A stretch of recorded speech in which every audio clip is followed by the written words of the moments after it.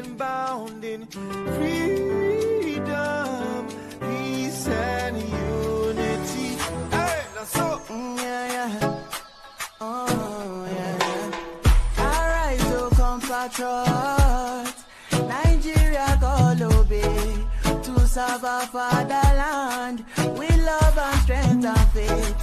The labor of our heroes past shall never be in vain.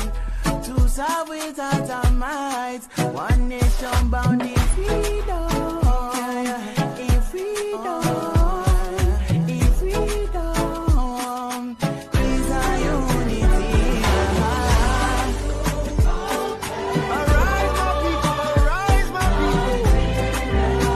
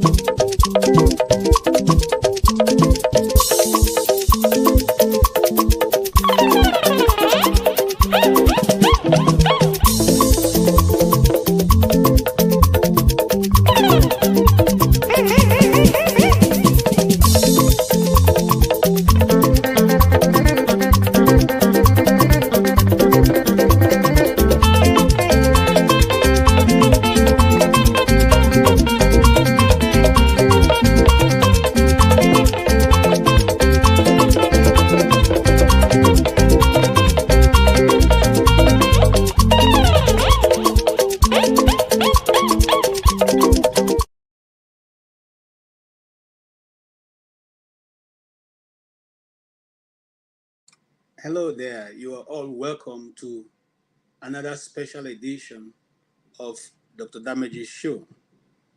Today we'll be discussing rather something that we are all been, the reason why we all been shouting and crying out all these days. You must agree with me that organized state violence is the most difficult thing to fight. Some of us are living outside today because we couldn't face that organized state violence. Some people are in Nigeria and they are still facing that organized state violence. When it is the state that decides to set you up and prosecute you, not only persecute you, but they also jail you. And it's not the first time, so that I don't get things muddled up because of the way I am feeling about this topic. In the 80s, we heard about a man called Umar Diko. Umar Diko was one of the very powerful ministers in the then Shagari's government. And after the coup d'etat, he fled to England, where he stayed. And then one certain day, we were told there was a crate belonging to the federal government, which was tagged diplomatic parcel. And while they were trying to take it into the plane, a curious policeman decided to say, no, this is a bit too big. Let's see what's inside. And lo and behold, here was Umar Diko, drugged and squeezed into that box. Their intention was to carry him to Nigeria. In fact, to carry him to Abuja. Or, Lagos or Abuja. Abuja at that time, Lagos at that time. And deal with him as they deem fit. When a state decides to carry out violence against its own people, who will the people complain to? When a leader, a father of a house, decides to be the one beating everybody in his house, who will the children complain to? This is what we have seen over the days, over these years in Nigeria, and it's not getting better. Some time ago, we also knew that this same government, led by Muhammadu Buhari, went to Kenya and adopted Nnamdi Kanu. The same system that he had failed to use or wanted to use in 1983. This time, he succeeded. Until today, Nnamdi Kanu is languishing in the DSS dungeon with no fair trial. Even though the courts, he has got more than 3 acquittals, none of that has been respected by the federal Nigerian government. The question is, if you as a government decide to flout the laws of your country, will other countries have respect for you and your citizens? The answer is no, because they can see how you have been unfair to your own people. And there's nothing. In fact, some people are treated better outside of Nigeria than when they are in Nigeria. That's a question that we all should ponder about as we go into this debate. Now, after Nnamdi Kanu, and it was like the gate was open, and journalists here and there, some have gotten missing, some have had to leave the country, some are still languishing in prison. We will hear from some of them today. We will see some of the videos that are there out there for you to search. Now, what is the issue here? A role of a journalist is to hold the government accountable, is to bring issues to the forerunner, is to bring the things, those questions all the Nigerian people cannot gather in one room and ask. The role of a journalist is to ask those questions, and with the intent of bringing those results to the people of Nigeria. Now, lest we forget, journalist is the fourth realm of governance. After you have the executive, after you have the legislator, after you have the judiciary, the next level is journalism, the journalist, whose role, constitutionally assigned role, is to hold the people accountable. Hold the government accountable to the people. Where have the Nigerian people failed in doing this? A famous United States president once said, or rather, there's a saying out there, truth dies in the face of silence. How long shall you Nigerians, shall we all start to keep quiet? How long are you going to leave the fight to individual journalists, individual freedom fighters, or social commentators like Dele Farotimi? We all have to do something different, because if we continue to do the same thing, we'll get the same result. So, and even that phrase I quoted, that truth dies in the face of silence, even went further to say, truth dies in the face of propaganda.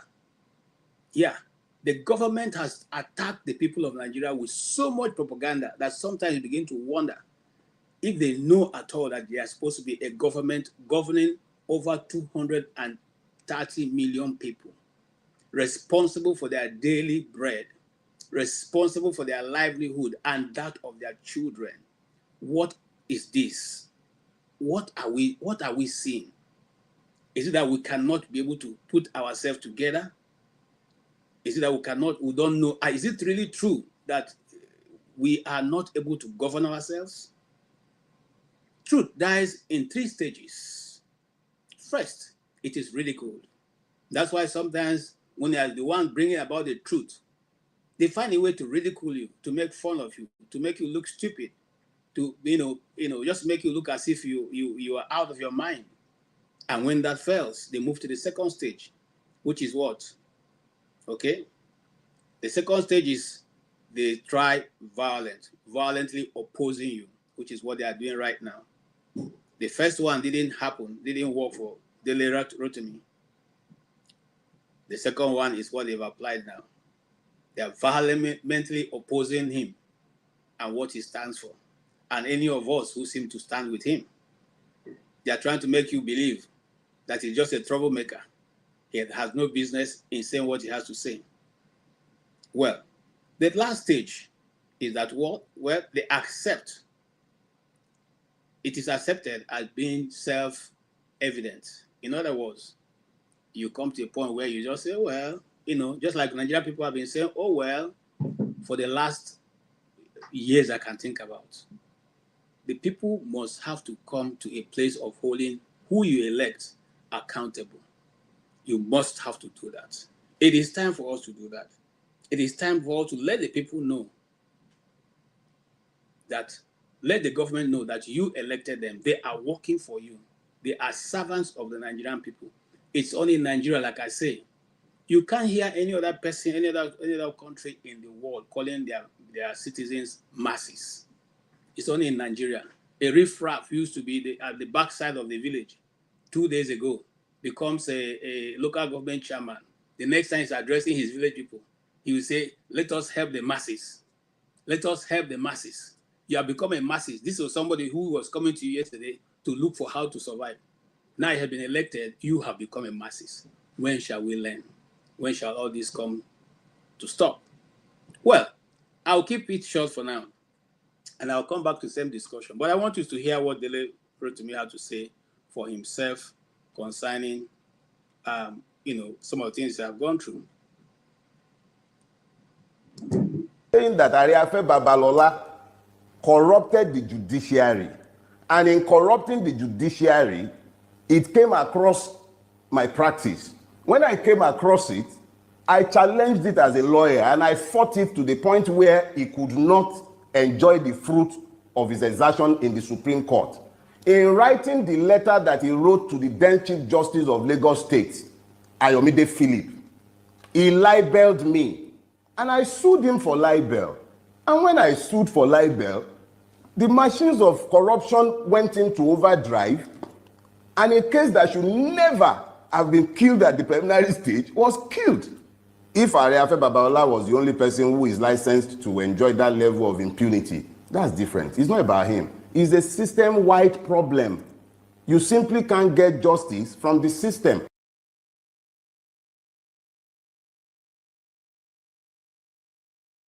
Right, that is what he's been held accountable for. Hey guys, let's do this. That book is on Amazon. The Nigerian government is trying to pull it out. Order your copy right away.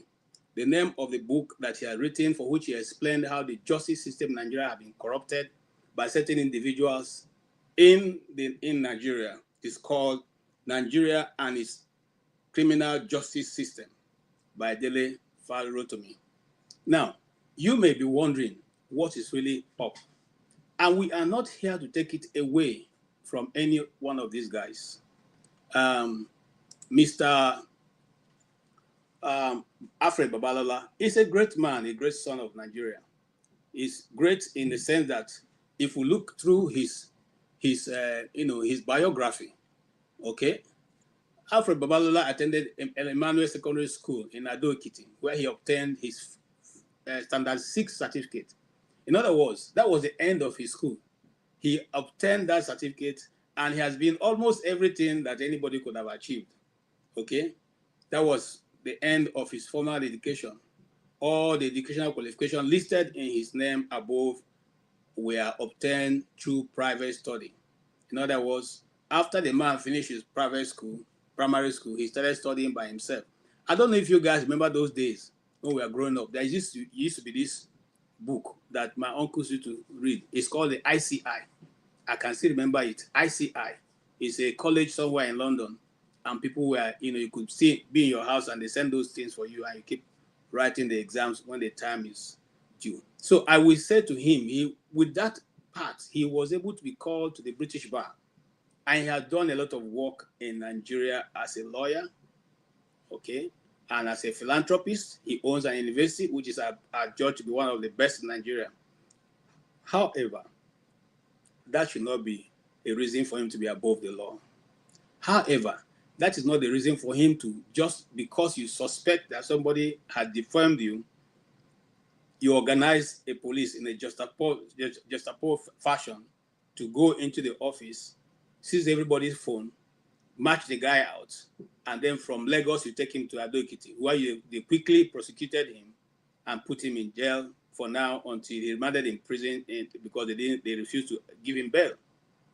Now, why am I saying that? I'm saying to say that even if you felt you have been defamed, it's not for you to take those actions. In the Nigerian Police Act, you cannot go to another state and just go and carry somebody to another state. Especially the fact that Dele Farotimi wrote his book in Lagos, published in Lagos. It's not in Ado-Ekiti, but he seemed to have more power in Ado-Ekiti. So he takes you, or that's what they do. They take you to the place where they have authority over everybody, and everybody bows to them, including the commissioners of police. And so they do to you whatever they choose to do to you. The question I ask is this: is this the kind of country that we are going to be running? And then when some people get up to say they want out, we cry, foul, foul, foul. What are we crying for? It does not seem to be any reason to show that we are advancing as a people, to show that we are moving forward as people who are seriously in line of building a nation. Anyway, I don't want to run ahead of myself. I still have more kidnapping and more adapting people by the government. And let's see another one before we come back to the major story, which is Dele's Okay, no, let's go this way. I want you to watch it before we go further. Mortals, creatures in time. We will die someday, whether that be now or in 100 years' time. Each and every one of you alive and hearing me in this moment would all be dead in 100 years' time. That is just the reality of life. But the truth that I might speak today would live for an eternity, because it is simply the truth. It endures in the God Almighty, the ultimate author of the truth. So here is the thing with you demons who get irritated when I speak. I am not a saint. I am perfect. I am completely given in my carnality like each and every one of you. Out of the way. Nobody they fear arrest at all. Dele Farotimi will tell you, if you like, come, or you want to arrest, it's there. It's not the see the way where they abduct, whisk, do all sorts of things, all manner of things. This whole thing, you are bringing it to come and arrest a citizen. Go and meet Bello Turuji. Nigeria police. Kai, I just don't even understand what is wrong with these people. Terrorists are there, you not go and look after them, but you've sat down, you've turned yourself into weapon of oppressing, tool of oppression to oppress citizens that haven't done anything whatsoever to you. You will not use your machinery to go after terrorists and those bandits and whatever that are even killing your own people. Just yesterday, or is it day before yesterday, police oddly were killed that are assigned to a lawmaker, and that lawmaker was abducted. We will expect that police oddly will carry themselves, and then the police, the Nigeria police force will carry themselves and be angry that somebody has dared to go after their own men and kill their own men. In other countries, when you touch police, they will stand up and raise it. But here in Nigeria, it is when it is about some what do you call it, big man. I think they have power or whatever. That's what they do. All sorts of things that they want to do. Just imagine. Just imagine the crazy. This is where they want to show their power. You are hitting her. Go and meet terrorists. Bello Turji, every day he used to insult you people, abuse you people. You don't do anything. Eh? It is here that you want to come and be carrying shoulder and carrying whatever. They packed people's phones. See one of them. They're carrying the phone. There. Police will come. They will arrest. They will steal. They will pack. They will go. If this is not stealing, even the lawyer's phone was carried away. Imagine all the rugby, everybody there, the staff, they carry their phones away. Okay, if you remember, there was once a general who was landing one of Nigeria's president who had gone abroad for treatment, and he got to the Abuja International Airport and ordered that every light should be turned off, and order that everybody with a cell phone that looks like a cell phone, whatever it were, should be submitted. They collected everybody's cell phone, everybody who was close to anywhere. Then soldiers cornered off the airport while they brought the man down and put him in the vehicle and drove away. So only after they've left the airport's premises that he ordered that the lights should come back. Gentlemen, why I'm telling you this story, not because I like the story, but just to tell you how, we have come to a place where nobody obeys laws any longer. You alone, as a general, you have right to shut down an international airport. And nothing happened. This was during Jonathan's government. Nothing happened. Till today, the man is still walking around. And that's why they have the audacity to do whatever they want to do, because at the end of the day, nothing is going to happen. There's a famous quote that is sometimes attributed to Jefferson, the former president of America. And he says what? We are one generation away from losing our republic. Each time that these things that are unconstitutional are being, played to the highest point in governance, also rock, we are only one generation away from becoming something we ourselves cannot understand who we have become. But I still want you to watch another video, then we'll come back to discuss. sitting in my office. Mr. Farotimi used to work here. He retired about 5 years ago. But he comes here once in a while. So I was sitting in my office when he came in, and he walked into what used to be his office. And while he was there, I was walking, and then I heard this commotion. I heard the commotion, and I opened my door, and I saw some men in jeans, and they had a vest, RRX, and Rapid Response Squad, and they had guns.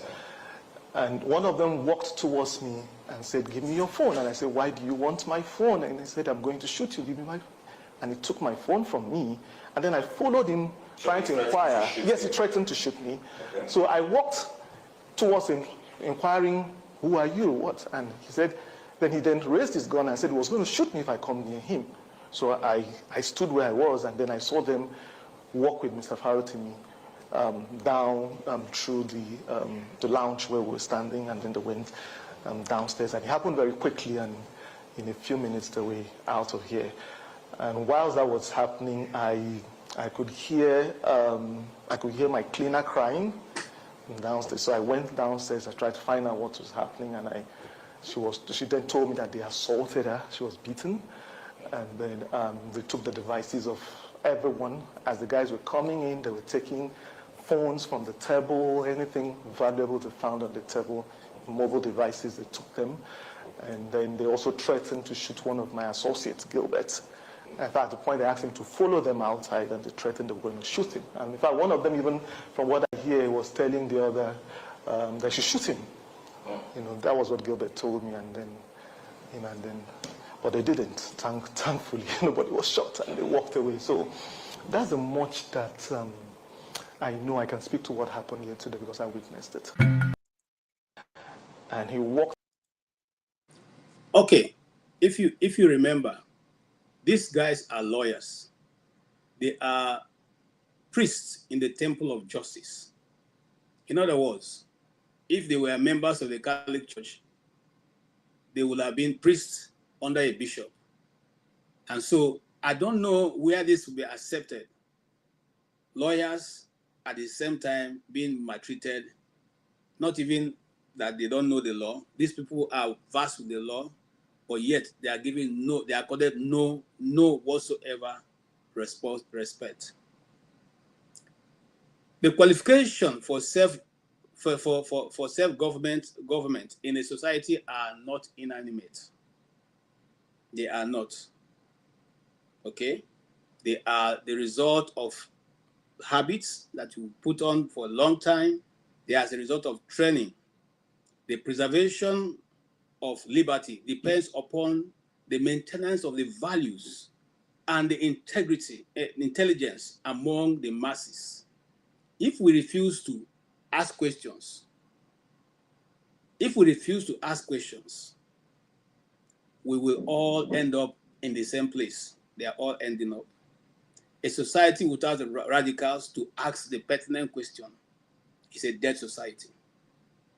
Even if you are a Christian, you find out that it was those who were radical in the approach of their worship of God that made the most strife in the Bible. You can't have a society where people are docile. They are like Akamu, sitting and waiting to be prompted each time on what to say or what to do. That is a dead society. And it would be good for us to know that. However, the adaptation stories of journalists is not the end of it. This one is now, when you have power, the powerful rules, they govern the space in Nigeria. Here's another video. Mayor's wife, whom Senator Hope Uzodinma kidnapped. I'm saying kidnapped because they came to my house and picked him up without allowing him to pick up his drugs. They didn't allow him to do anything. I was not even aware that they were picking him up. It was the driver who they tracked through Tony Chukwu and Cosmos Iwu. They tracked my husband's driver, took him to the house and kidnapped him. It was only when I raised the alarm that I was told that it was Hope Uzodinma that picked my husband. 6 days counting now, my husband is not released. This is 6 days, he's not with his drugs. Hope Uzodinma knows my husband is ill. He's aware of this. So if anything happens to my husband, I want the whole world to hold Hope Uzodinma responsible, hold Tony Chukwu responsible, hold Cosmos Iwu responsible, because these are the people who took my husband to Hope Uzodinma, who conspired like Judas Iscariot did to Jesus Christ. That's what they did to my husband. I want the whole world to know that these three men I mentioned are the ones behind whatever that is going on with my husband. I want to beg the federal government, I want to beg Ahmed Bola Tinubu, the president of this country, to please come to my husband's aid, because it won't be funny if my husband dies. He doesn't have his drugs for the past 6 days. This is the man who's supposed to live on drugs every day of his life, and for the past 6 days he has not taken his drugs. Nobody has seen. I can't even fly to Owerri. Hope came to my house and picked it from Abuja to Owerri. How do I go to Owerri to go and give my husband his medication? They don't allow my husband to do anything. They don't want anyone to see my husband. I raised alarm because if I don't raise alarm, by now my husband would have been killed. So I want my husband released. I've already mentioned my husband's name. So yes. you are the madman that your husband. I want my husband to be released unconditionally. And I want damages paid for my husband, because this is very unfair. He was not invited. He was not written. They just came to my home. They just came to my home. He wasn't invited. He wasn't written. They came with 3 Hilux vehicles with 20 men on uniform. Without uniform. 20 men without uniform. He could not identify who they were. If my husband had, and they were fully armed. Madam, they were fully armed. Did they come with any warrant of arrest? No, they didn't come with any warrant of arrest. He was not even invited. No warrant of arrest. They only showed their ID. Anybody can fake ID. Anyone can fake ID. So I'm calling on Hope Uzodinma. He dumped my husband in Owerri and ran to London. And when they picked my husband, he asked them to handcuff my husband and send the picture to him. Up until now, I'm waiting to see that picture on social media. I've not seen the picture. If you took the picture to impress my husband or humiliate him, he should post it on social media. Why did he take that picture? I want to know why. Is it for spiritual reasons? I want to know why. If it's for spiritual reasons, then God in heaven will speak for my husband. Thank you. One of Nigeria's most promising investigative journalists, Fisayo Shiombo, is once again breathing the air of freedom after spending 3 days in detention at 6th Division of Nigerian Army in Port Harcourt, Rivers State. According to a statement issued by Acting Deputy Director of the 6th Division Army Public Relations, Lieutenant Colonel Danjuma, Fisayo was arrested at an oil bunkering site in the company of some other persons, which the statement described as a notorious gang of oil thieves. Very meaty allegations, to be honest. What actually happened, and why was the journalist arrested in the first place? Well, for his own part of the story, we are now being joined by Fisayo Shiombo himself, the founder of Foundation of Investigative Journalism. Good morning and welcome to the show, Fisayo. Thank you, Adesha. Good morning. Good morning. Good morning. Good to have you. Good morning. You are all hooded up. I hope that you're not hiding any wound or injury or anything like that. You're good? Yeah, I'm good, but this is what I wanted to say. Yeah. Okay. Yeah. All right, so tell us what happened. Okay, let me invite our guests so that we can have a chat on these issues. Now, if you notice that the last journalist who had just been freed, I have another journalist who also has spent 3 years in detention without trial. I have his video somewhere. I can eventually bring it up, on a later time for us to watch. Now, you are welcome. Everybody loves electricity. Of course, who won't love electricity, for crying out loud? It's only Nigerians that don't love electricity. Most of us run to the west because of electricity, not because the place is so fantabulous. You're right, my brother. So we imagine how deep and dark the village is when you go there without light. Sometimes I don't want to come outside at night because the whole place is with thick darkness. Anyway, you're welcome to the program this afternoon. I was a bit emotional about this, and I'm trying to help myself because I have seen this situation up and close. I have been in some of those situations, and I know how dangerous it can be because what will happen in the next moment, you don't know. You see, You don't know whether these guys have smoked, whether they are even operating in their normal sense. And when they are saying shoot him, you don't know whether the person is saying it from his heart or he's just playing pranks. Because some of these people, we know what they do before they come on such operations. They're not operating at 100% sanity. So, if you're saying what has gone on with Mr. Dele, Mr. Dele, who is Farotimi, who is our major subject for today, Mr. Dele, for everybody who knows him, whether you like him or you don't like him, at least you will agree that the man brings wealth of knowledge, of intellectual knowledge to the play each time you have to listen to him. And any government will want to tap into such a person's understanding. Why is he facing this? By the way, I wanted to also say that there's another guy who's also in the mix, and his name is Tony Elumelu. Tony Elumelu, I was even surprised that he was born in 1963. That means he's not even an old man. But for one reason or the other, God has been able to bless you through the Nigerian system. Why will you get yourself involved in this kind of thing? Anyway, we'll talk about Tony Elumelu, but I give you an opportunity to take what's your initial. Yeah, thank you very much. At least for the first time you got you're the first person that will be able to pick this name. Everybody loves electricity, to understand that it's not about me, it's about the electricity itself, how important it is to me.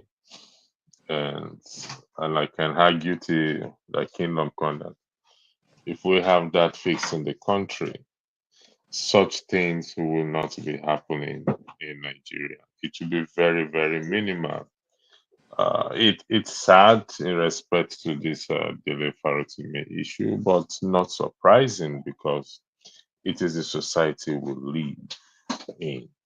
I was reading the comment section. I actually agree with a comment someone made here. Let me see if I can pull it out.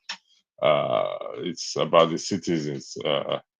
Which is this: nobody is holding us, but we are the ones holding ourselves.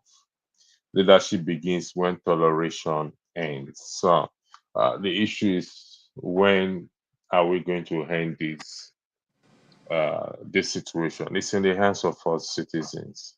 Afebe Balola is a well-known and well-read man, and going through this means it's a shame. It's a power play. Defamation is simply go to court if you have your evidence.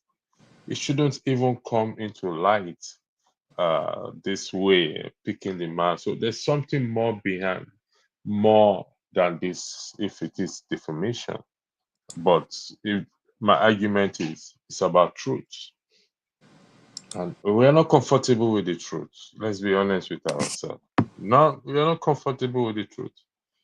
And the man, yes, I may have my slight reservation about Dele Farotimi, but he speaks the truth most of the time. I mean, most of the time it's what he says. If you ask me, pick him or pick Toby, I'll pick him and I'll leave Toby because he's willing to die and for the truth, with the truth. So how we're gonna get out of this situation right now is what it's really making me to have sleepless nights in Nigeria, because every passing day things get bad and bad and bad and bad and worse and terrible.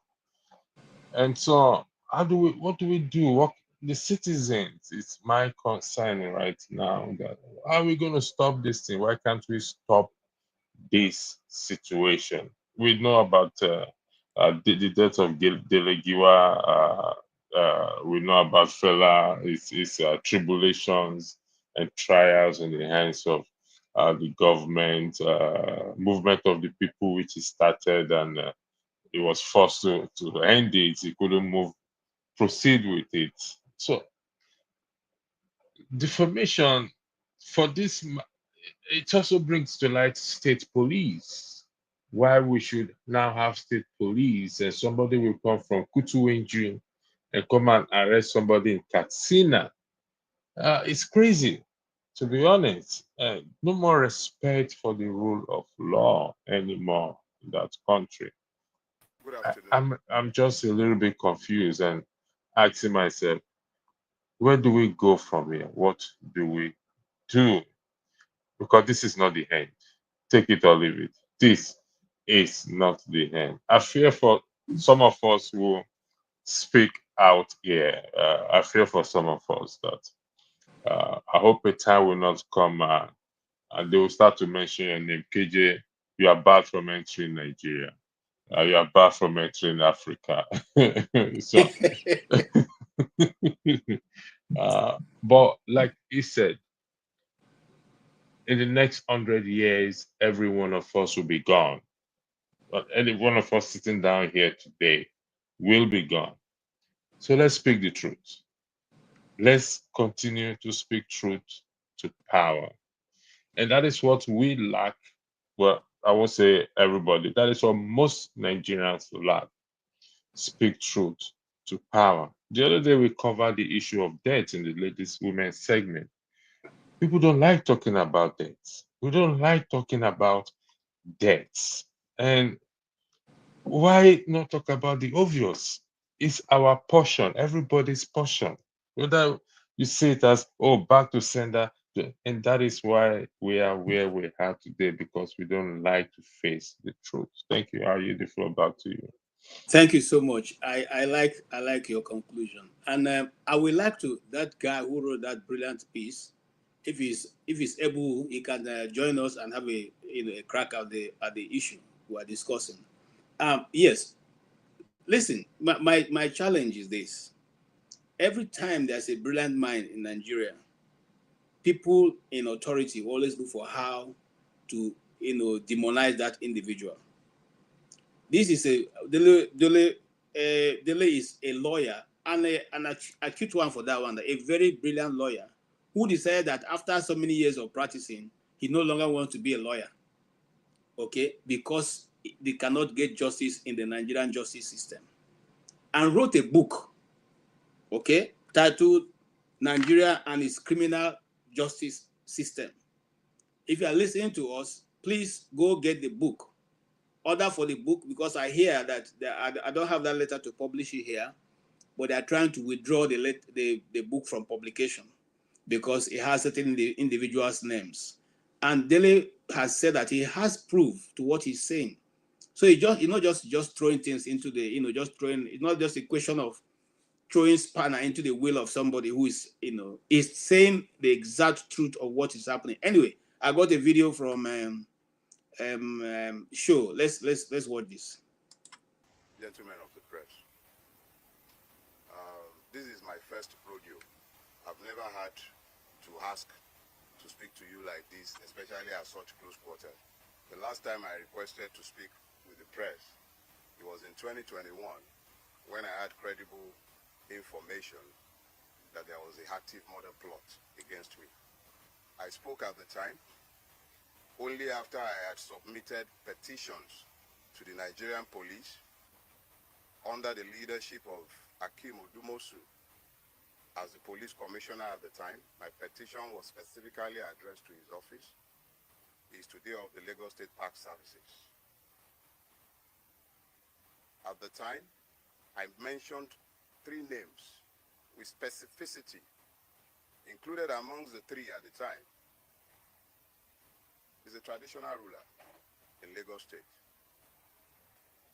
I did not go to social media to mention any names because my intention was not to scandalize, but to seek the due protection of the law. I equally copied this letter to the Director of State Security Services in Lagos State. These petitions were duly received, but neither were acted upon. That was in 2021. I trusted to God for my safety, and unlike many others, I refused to flee Nigeria, even in spite of the knowledge of the fact that people in very high offices were after my life. I did not go to social media. I wrote due petitions to state security services and to the Nigerian police. Duly receipted, names specifically mentioned, nothing was done. There were 6 persons in that meeting. I mentioned only 3 names. Now, fast forward. On the 11th of November, we received, a letter was received in my former office, my law practice, where the office I've left now, inviting me to Zone 2, Onikon. That's the Lagos and the Nigerian Police Command Zone 2 at Onikon. A letter signed by DCP, I believe Nwoga or something. The DCP signed the letter. And they were said to be on a dispute resolution or something along the line, and my attention was required. I received that letter on Monday the 11th, right? Yes, Monday the 11th. And I was required to come on Wednesday the 13th. I had a medical appointment that morning, a very urgent one. I shelved it. I attended Zone 2. They asked me to be there by 10 o'clock. I was there. I was there by 9:45.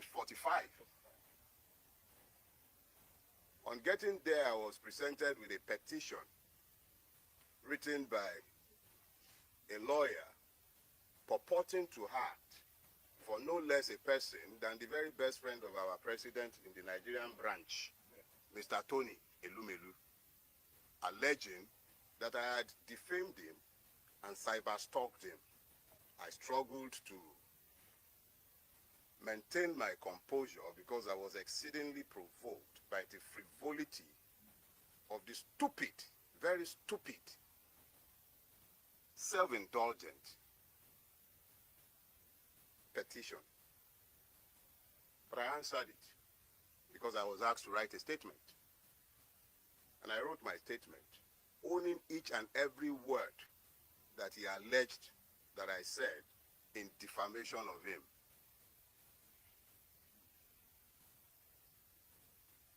The IPO then took my statement and the file to see the DCP, who had signed my letter of invitation, and I was asked in. I'm giving you this background because they are all germane. The gentleman, I believe DCP Nwoga, then said I should be given bail and I should go. And whenever they needed me, they would send for me. And I felt that this was classic police harassment. So I told the gentleman, I have written a statement in response to a clear allegation. There are no ambiguities. I have not denied what he claimed that I said. But I am saying that there is absolutely no crime. There is absolutely no crime to be found in what I had said. And what did I say? Somebody asked me on Twitter. Somebody tagged me and asked a question. The person asked if I thought Mr. Tony Elumelu might, in 2027, support a person like Peter Obi to become the president of Nigeria, just as Elon Musk had done similarly in America. And I answered, how can you possibly be asking that of Tony Elumelu? Tony Elumelu is a member of the Nigerian ruling class, a veritable member, a beneficiary of the system. Why would he fight against the system? I think then I translated the Yoruba proverb, I said he's an impoverished rich man. That was the extent of everything I said. At best, you call that vulgar abuse. So I was actually quite irritated that a man has, I expect that someone like Tony Elumelu should be too busy to be nitpicking about what opinion anybody might have to say, whatever anybody might have to say about him. Least of all, someone like me, tiny me, who am I that I am of interest or that he cares about what I have to say? I'm admittedly a madman. I told all of you severally. So I didn't think I should be of interest to Tony Elumelu. So I was irritated, and I made my irritation clear. And I told the gentleman, DCP Nwoga, if you have a charge for me, keep me in your cell. Today is Wednesday. At the latest, by Monday, you should be done drafting your charges. So keep me in your cell.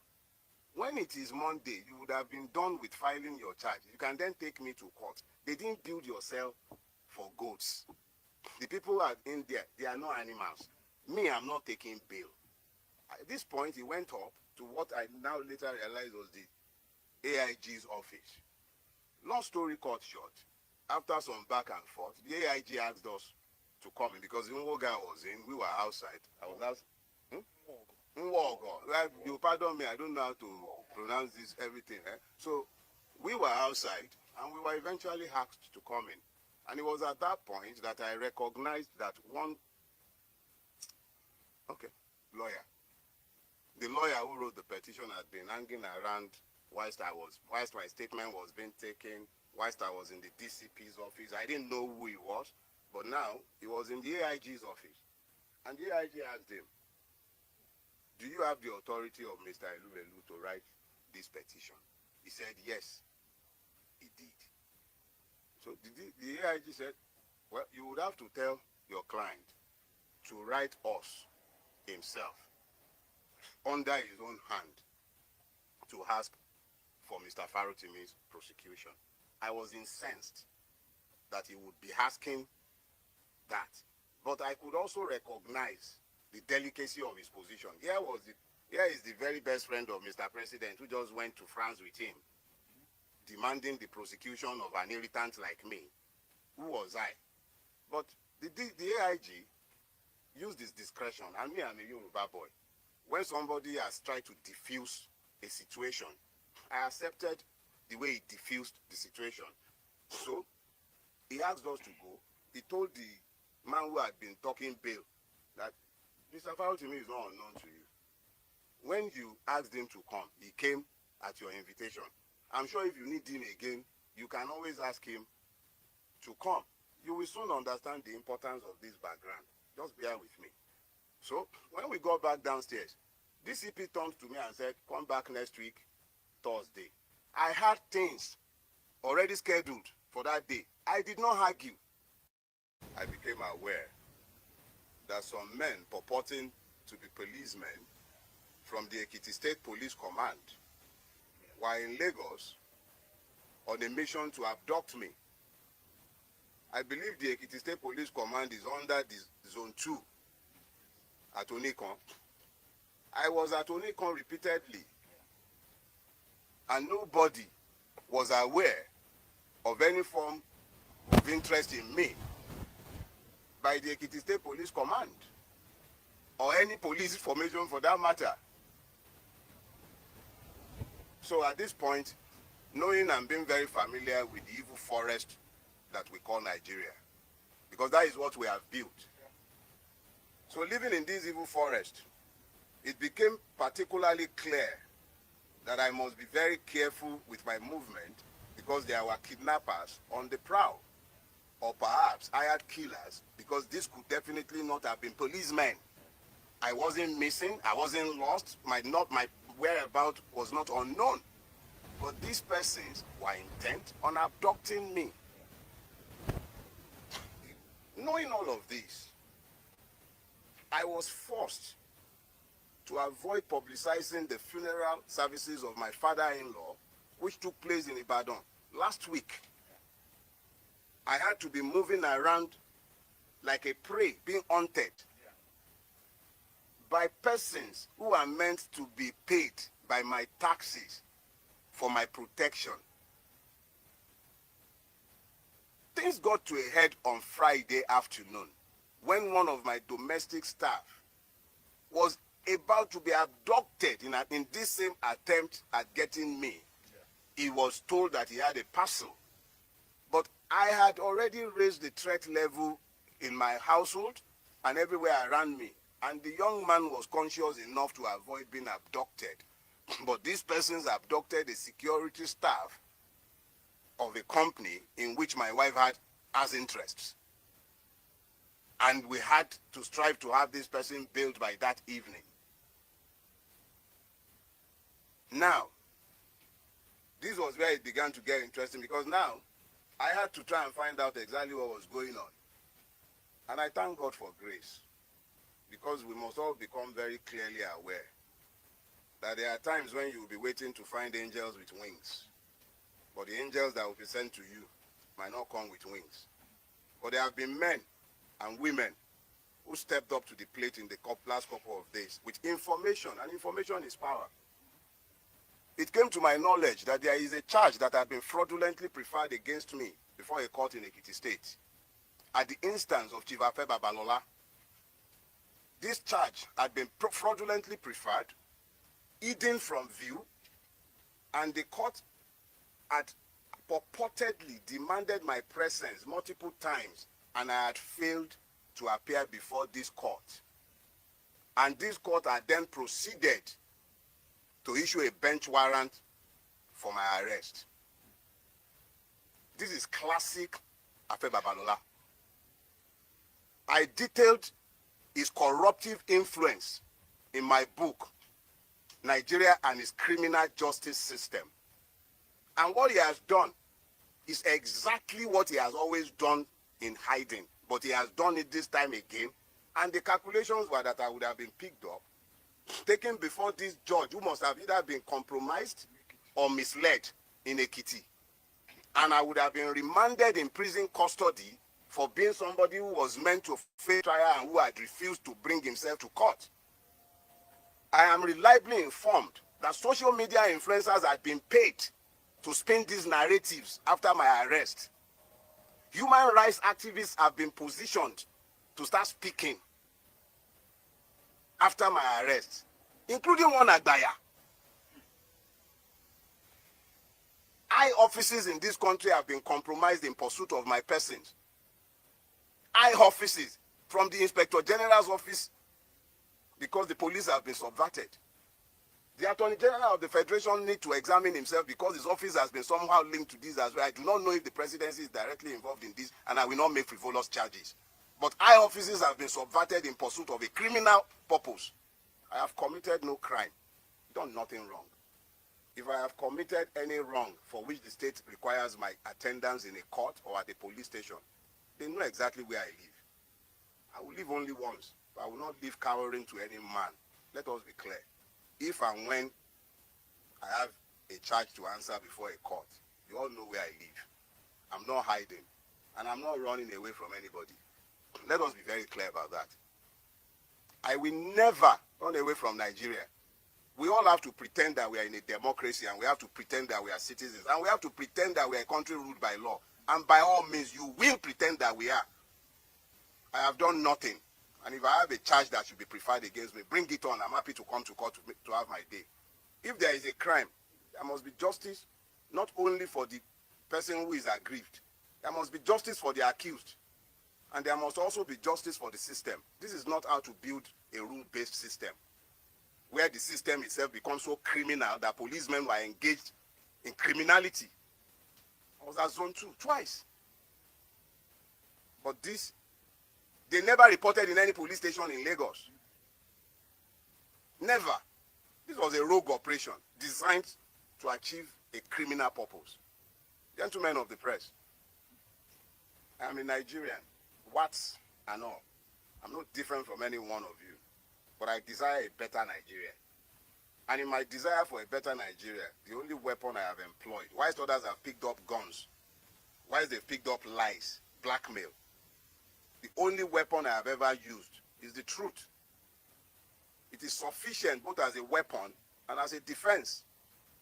If you are not happy with anything I have said, whether it is the one that is busy complaining that I say that he's an impoverished rich man, or the one that is angry that I told the truth of his corruption of the society, or any one of them that are angry about what I have done, the only thing that binds all of us, and by which we are bound, is fidelity to the truth. If I have done anything wrong, drag me to court. Stop all this underhand surreptitious move, and let me be very clear. A petition is on its way to the National Judicial Commission. Let it find out exactly who this judge is. I will not dignify this fraud. I will not dignify it. I have already filed a fundamental human rights enforcement suit against all the parties, and I will submit all the necessary petitions both to the Police Service Commission and to the Judicial Service Commission. This is fraudulent and is fraud in the face of the entire nation. Thank you very much.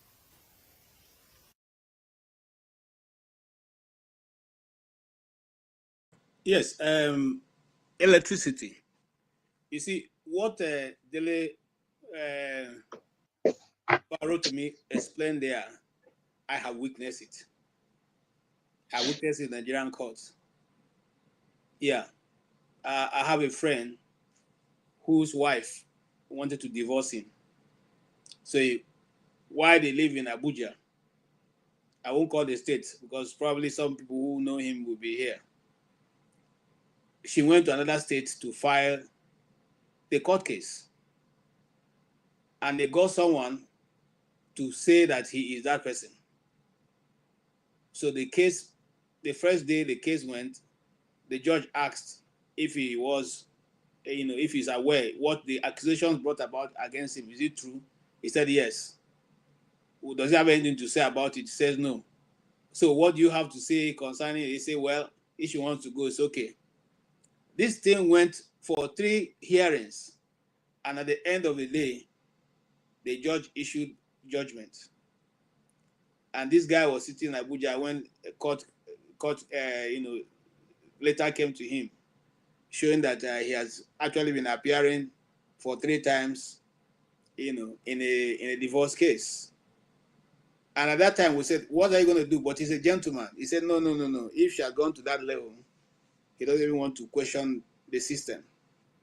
So what am I saying? What Dele is saying is exactly what happens. Unfortunately, sometimes when we're discussing the issue here, some people want to make us look bad or speak as if what we are saying is silima. This is happening in Nigeria. You can't get justice. What do you have to say? I haven't heard from the horse's mouth how he went, how this. By the way, I want to also give a breaking news. When he got to Ekiti State, they took him straight to court. They passed, a judgment, and he's remanded in prison until to a later date when the case will be heard. So they refused to award him bail. This is how the system plays out. Sometimes people ask us, why didn't you go to court to get judgment? Because you will not get any judgment. Because you cannot get judgment. Okay? I once was in Abuja. I paid for a house rent. And the lady who owns the house, the landlady, was supposed to have finished the house. It was a duplex. And then, she said all the money I was going to pay her will help her complete it. I paid her 1 year. She said, oh, okay, the 1 year wasn't enough. I should add 6 months. I added 6 months. He said, okay, no, maybe I should make it 9 months. At the end of the day, Mr. Electricity, I still didn't get the house. She didn't complete it. She started playing me. In fact, every time I come, she starts saying all kinds of things. She's sick, she's that, she's this, she's that. This thing went on for 5 years. On the 5th year, my brother-in-law comes to me and said, you know that once this year passes, if you go to court, they will say the money was not necessary, it wasn't important to you. That's why it didn't come out this while. So he said he was going to take her to court. So he took her to court. And they were saying, go to court, because they thought that they will go to court and, as usual, whatever will play out in their favor. Unfortunately, that day they met a different man who was a fearless, man of God, And when the man heard the case, he said to the woman, what did you say this guy did? He said that I locked her house for 5 years, And he said, a house is not completed, The man was furious, very furious judge. I have not seen that kind of judge before. It's okay, madam. You say you have a case. I'm waiting for you people. Tell me the case. That was when their lawyer, who all this while has filed a counter case, now went to the woman and said, you know what? This judge be like, say, no go play game. Let us go and settle outside. So they're still good judges. So he came and said to the judge, sir, we want to settle this case outside. The judge said, no, you have brought it. You can see this man is a gentleman. That is why people didn't pay him back his money. 5 years. Anyway, gentleman, do you want to go and settle? I said, my lord, I don't have any reason to drag the case. All I want is my money. I don't even want interest. So the judge said, okay, if you go with them and whatever they say doesn't go well with you, I'm not closing this case till you come back and tell me I can close it. The people can go and settle it outside. but make sure that you revert to me to know. So I'm saying that once in a while, you have judges like that who do not, they're not concerned with whatever you think you are trying to get them across. They are satisfied with what God has given them, and they bring justice when it's in their court. But there are very few of them. There are very few of them. Again, the police act, like I said earlier, if you're going to arrest somebody across states, you must first report to the division where that person is and get permission from that police. They will even escort you through it. But in this case, they came in the night and did all their ramble and took him away, and he's still in Ekiti, locked up. What will you say from the explanation that Dele has explained to us how all these things went down? Yeah, thank you very much. He said one thing that truth is both a weapon and a defense, which is actually very true. Which is one of the things topic we'll be dealing with in the women's segment on Saturday: love, betrayal, and godfatherism. Truth is both a weapon and a defense. You don't need to think if you say the truth. Truth is truth. There is no gray area to it. And it's a shame again for someone like Tony Elumelu. There's a lot of things going on social media today that you will not be worrying about what somebody said in terms of whether you will support Peter Obi or you will not support Peter Obi or whatever it is, and take that as a defamation. It can't even. It's a well learned, well educated person for him to go this way, and he fails to realize that this will definitely affect his reputation, affect his foundation. His foundation has been called into question some time now in respect to some discrepancies that goes on within that foundation.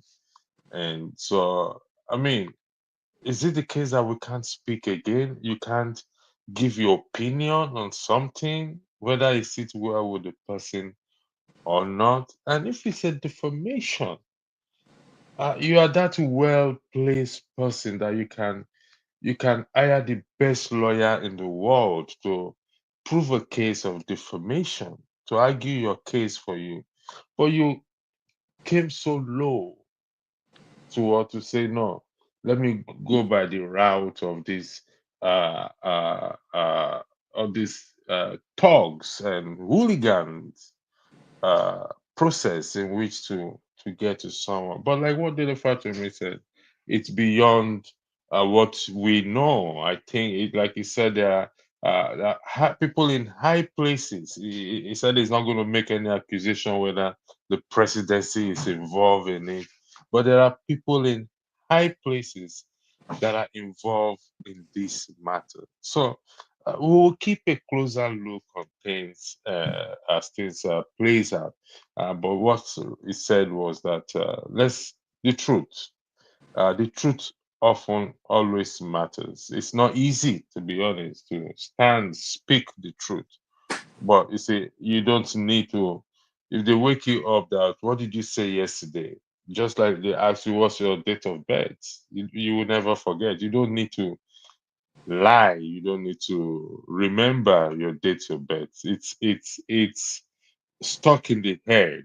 Where were you born? I was born in 1927. I was born in 19 so. I was born in that, and that is what truth is. Truth is like. There is no gray area to it. I think that book. I see you at the book. It's the justice system is bad in Nigeria. But like you said again, that there are some good judges and there are still good people left. And I must commend him for that position that he will never leave the country. It's not easy for a man to come to that position. And I made this argument over time that most of us left, even with good intentions, we left Nigeria. And when the good people left, what happened? The bad people took over. The vacuum was created for them to occupy all those positions. There's no more pushback. It's business as usual. the police got to the extent police were having ATM machine. I mean, POS. I beg your pardon. On the roadblocks, they have POS on checkpoint because why the good people left.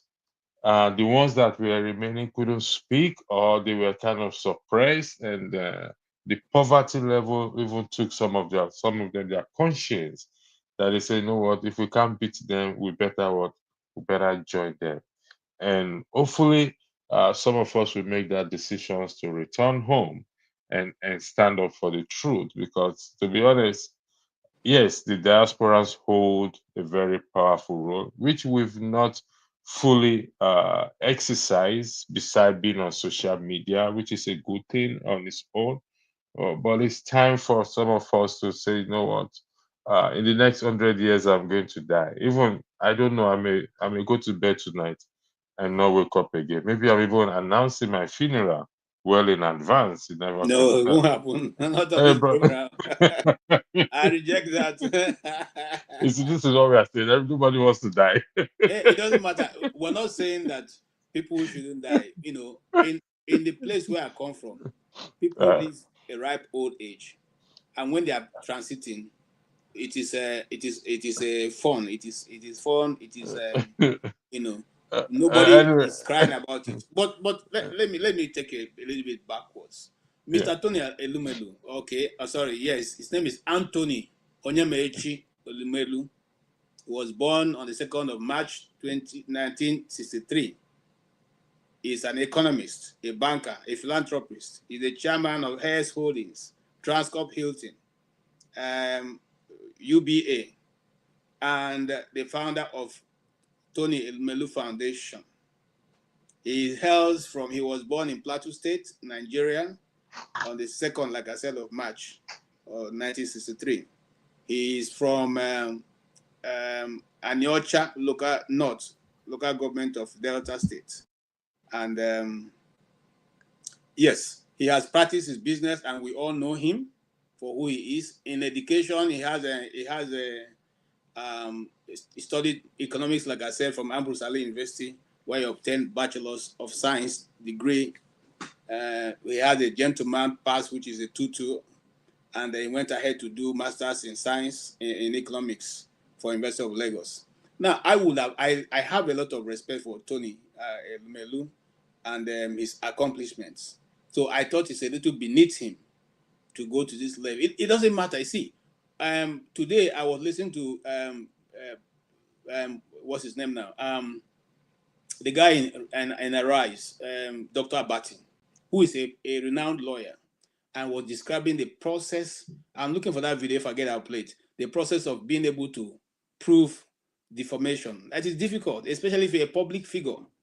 You have to go to a very large extent to prove that what the person has said. And if it's in the interest of the public, then you are not going anywhere with it. So this is what he said, and it's going to be difficult for them. However, what they are trying to do is to punish the man. Is to make sure that he suffers some, that kind of, if when we used to go to primary school, sometimes somebody will say, I know go feed you anything, but I will show you, just to make sure that you go outside and serve punishment. And why you're doing that, you're under the sun. So maybe is that what they are trying to do to Dele Farotimi, or is there something else? Welcome, Wama went to Mo. Welcome, Revolution. Yes, maybe you want Elise, you want to respond, or should Wama went to Mo? No, let them go first. All right, Wama went to Mo. You're welcome. You've heard what we have discussed. What do you see? My reason for bringing up this is because we are drifting a bit towards the side that none of us want to see. How if so? the rich continuously to want to use their power to oppress the people, it's going to end up not in a very who is the rich in the mix? They are both wealthy men. Oh, come on, what are you saying? Dele Farotimi is a supremely wealthy man, and Are Afe Babalola marginally wealthier than him. These are two rich boys. So nobody pleads poverty in this equation. Well, in the area of hierarchy of events, I would say that Chief Alfred Babalola has a more higher ranking in the scheme of things right now. More so that this other individual is seen by the authority as a rebel. So no matter how how has you look at it. sorry, how has the authority come into the equation? What's the authority's No, one man wants these to are know. two I don't private want to get into that individuals. because I'm coming, sir. Yes, okay. I'm coming. Right. I think I've walked a bit closer to these people, how these things are done. I don't want to say Right. them more there. So, but for such a high personality arrest, some people in the top are aware of it. How so? I'm telling you, I just know it. Well, you're saying so? No, not because I'm saying so, because that's how it's done. That's how it's done. Oh, all right. Well, that's your perspective, not the universal, not the universal norm. One man went to move. Is there anything that is happening in Nigeria that is universally practiced? Can you name some? Well, everything is subjective. So when you say something subjective, maybe to your particular experience or your particular prejudices, and you want to then put it forward as the received norm, just because you're at the front of but to this Dele Farotimi situation, have you listened to what's led to him being in custody? Have you seen some of the tapes? Have you read his book? Because this guy said some viciously defamatory things. Do you know? Go on. If you joined us earlier on, I played what he said on that, and I can play it again for you to hear. He said I've played it as well in a different space. So he said those things, and he said he stands by it. Well, there is it. So if you say you stand by it, those are not just vocalized words. Those are actionable words. And what action sequences you saying that you're standing by something? Then you are presented with the opportunity to stand by it. So the opportunity to stand by those words is what's being presented to him now. So nobody is being vested upon. Do you know who Afe Babalola is? This guy has been at the bar, what, is it 5-6 decades? I don't know how old Farotimi is, but this man might well have been a lawyer long before this chap was born. This is a reputation. This guy sits at, it's an SAN, by the way, Afe Babalola. This guy sits at the top of the pyramid of one of the most respected professions in the world, within the Nigerian space. And then you besmirch him. You say he corrupted the Supreme Court. Those were his words. Do you know what that means? Okay. So one man, I like where you're coming from, but let's interrogate that a little bit. If he says he corrupted the Supreme Court, and there's Supreme Court judges, why didn't the judges take him on? No. They didn't say the Supreme Court corrupted itself. They said he. They said he corrupted the Supreme Court. Stole, okay, even haven't said that he corrupted. Hold on, sir. Corrupted, by the way, for the benefit of your audience, is bribe. Do you understand? Hold on. So for somebody, an SAN that's been at the bar for 5-6 decades, and you are saying he should let it pass because Farotimi is some screeching obedient, and he gets a pass to do and say anything. I'm not too certain of where you're going. But however, I want to ask where I am going. Let me land this so you understand where I am going. You've not given me the opportunity to I've been there all this while that nobody can ask me a question. What's that? Are you saying that because Baba what's his name, has been there all this while? No. A younger person ask me questions. If you let me say what I want to say, then you understand where I'm coming from. Okay. I'm saying even the everyday Joe has a reputation, but Afe Babalola has a high reputation, and that high reputation has been built by being a senior and a successful lawyer going back 5-6 decades. So that's the reputation that this guy carries, and that reputation has its own cachet just because of the hard work that he has used to build it. So along come this guy then to besmirch that reputation with defamatory commentaries. So are we saying then that because Farotimi is an obedient, he gets the pass to run wild with the mouth unchecked? So he says he can stand by his words, So when people say they can stand by their words, it doesn't end with that bravity, braggadocious, chest out. That's not where it ends. So if you're saying you can stand by your words, then the opportunity presents then for you to stand by those words. So those opportunities now present. And by the way, it is an arrestable thing. I heard you saying it's a civil matter. If it's because I had a senior lawyer in a different space where I had conversations with yesterday, and he talks. It's a law lecturer, by the way, so somebody vested and satiated in that space. So there are parameters within the law that makes this a criminal matter that facilitates his arrest. But it's not even so much the arrest; it's the opportunity then for him to stand by those words, which he has often boasted that he's willing to. So here is the opportunity for him now. Okay, thank you. If you just give me a 1 minute so I can go ahead. Have go ahead, sir. Yeah, Revolution. Can you make your, even though we're only seeing light, darkness, but can you see us? Revolution. Yes, I can see you guys. I'm just walking back home from work. But let me keep listening. Very soon I'll be in my place. Then I can join you guys properly. Let me keep listening. Yes. Okay, thank you. Yes, electricity, go ahead.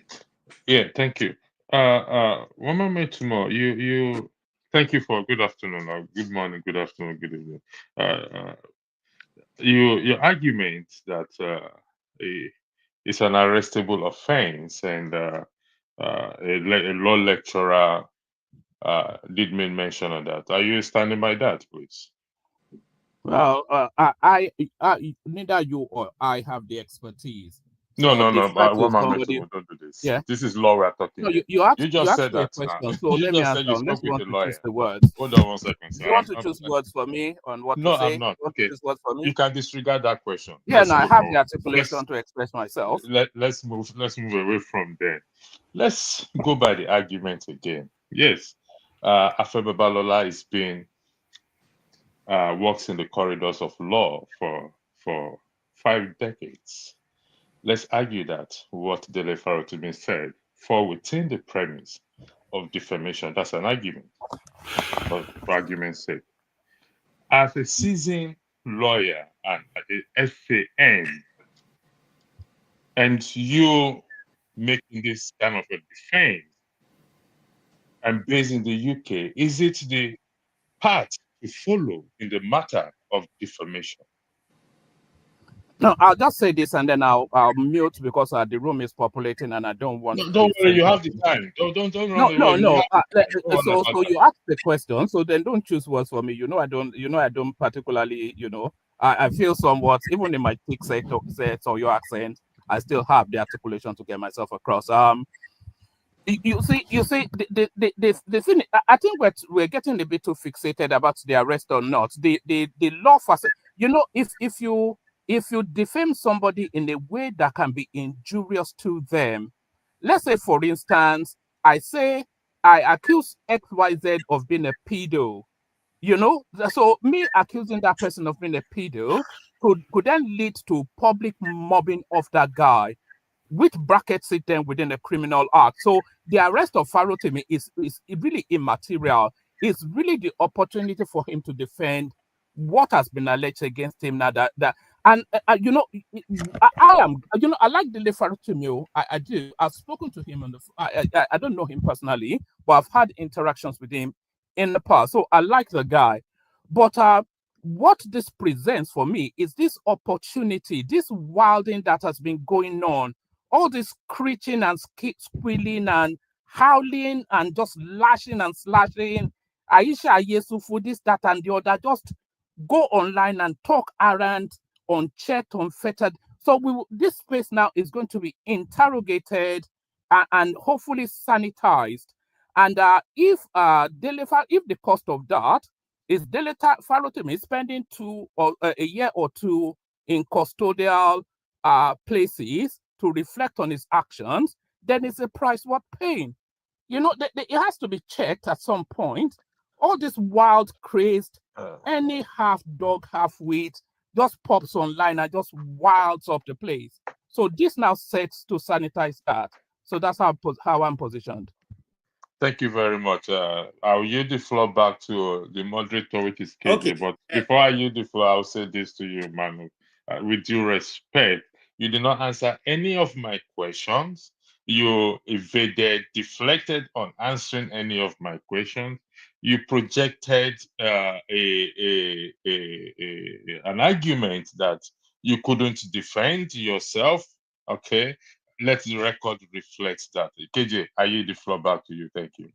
All right. Thank you so much. And I thank every one of you for being here. It's a hot argument. And one man, what the thing I want you to understand is I have a lot of respect for Chief Alfred Babalola, because reading through his biography, you find out he's someone who is extremely brilliant. I mean, with a standard 6 certificate and able to achieve all he have done, he's brilliant. But he's also, just like you said, an Ebo, an elder in the house. There's certain things people do, you call them and just talk to them. You don't need to. If you were saying that we should put him in that pedestal, we are putting him, who is a pedestal of respect, we should lift him up. As we are lifting you up, you also should lift yourself up. Because the Igbos have a saying that when the chief begins to misbehave too much, you put a basket over your face and talk to him. So sometimes what Dele is doing is necessary if we need to correct the justice system in Nigeria, which is very skewed to the rich. He answers to the powers that be. It must not necessarily be Chief Alfred or Tony Elumelu. These things have been going on for a while. I have a video here of one, I don't want to call him Yahoo, but one of these young men, I counted the police people with him, over 50, carrying gun and following him. Okay? Such a person, if tomorrow, if he sees that KJ is an obstacle to him, all he needs to do is contact one of those guys. They'll come to my house, beat me up, and do whatever they want to do. And I can't go to anybody, because you go to the law court, you can't get justice. Anyway, I want to welcome Paul and OT himself. Yes, you have heard what one man said, and you have heard this. You must have followed also. Is it really true that we should? Dele is running his mouth too much, and consequently is attracting too many enemies he cannot fight. And if he really has the evidence, why didn't he throw the evidence down, as this case has come to be on his table now? I think Dele just being who he is and everything. He's just sorry, being... I think I was here before Paul. No, that's a lie. I came before you. Come on, now. I came before you now. You came before. I came before you. I'm here before you. You're just coming in now, Paul. You're just coming in now. I came before you. How do you say you come before me? Jesus. From what I'm seeing on this side, he's showing Paul before you, really. God. I came before you. Electricity. You've been here, right? It was Revolution and myself. Okay, so as the presiding judge now, as the presiding judge of this platform, let me explain. Let me explain something to OT and to Paul and to everyone. Is when you are seen in the background, in the backstage, not when you are brought on the platform. No longer say now, just who came first. That's just the question. So that is it. So I didn't see both of you in the backstage. I think KJ saw both of you in the backstage. I brought Revolution and one man went to Mo on, and so I don't know who came. But what I'm trying to say is that look, I know when Paul came. Listen, I appear on the screen first. Jesus, I appear on the screen first. All right. I don't talk too much. I don't waste time. Can you just be patient? Okay, but I'm here before you. Paul, go ahead. Okay, thank you and good afternoon. So I just think what Dele is doing is just what every one of us is doing. But Dele just happened to be somebody who have the voice. There is no difference between Dele, KJ, Electricity, one man, myself, and Revolution and OT. I don't see any difference. But Afe Babalola, Nigeria, when you make money, people tend to call you that, because you make money, you become a respected person. That part of our world. If people say Afe Babalola is so great, let them start talking all the things that he has achieved in terms of his work.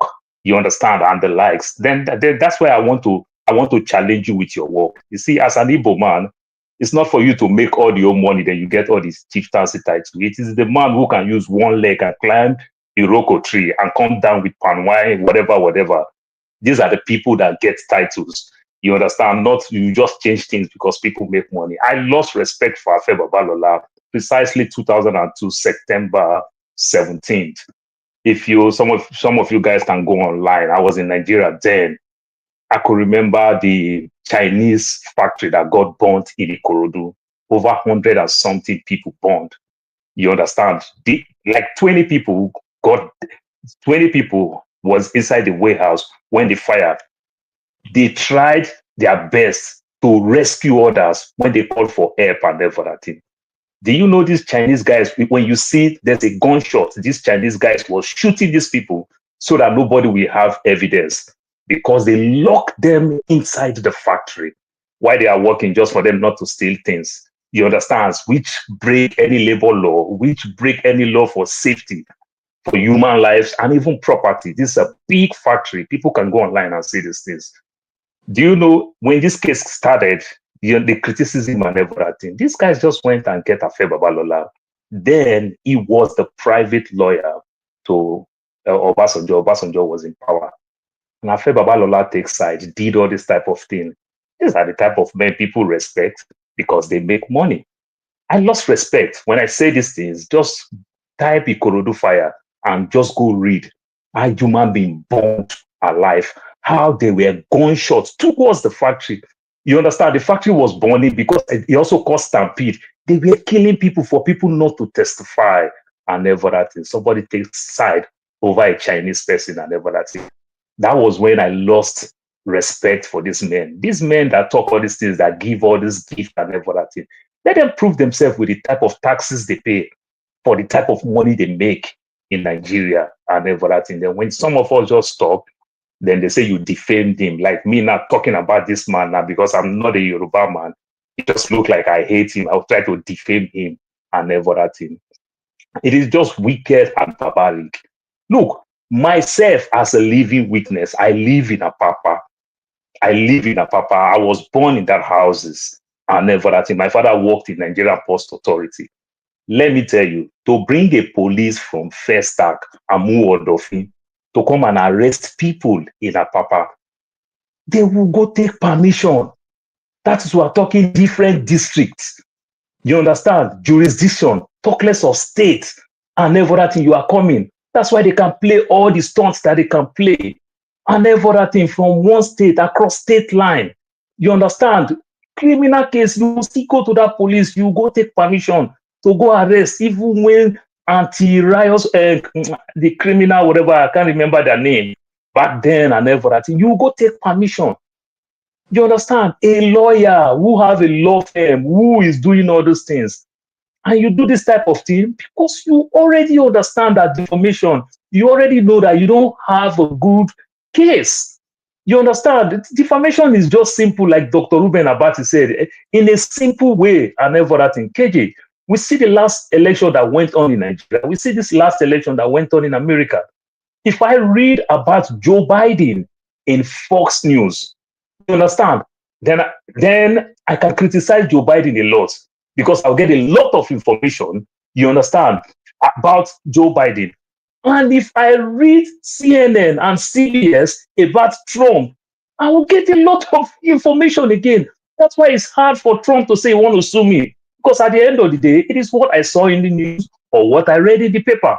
And some of these papers, some of these media houses are bipartisans in nature.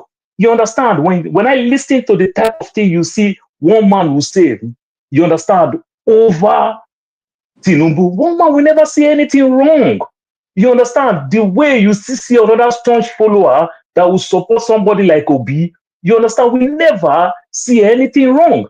Then if another person picks some of this information and say there's somebody, that's why when you become a public person, it is hard with defamation. And even though the defamation is a civil kind of issue, why don't you just invite this person and sue him to court and make money off him?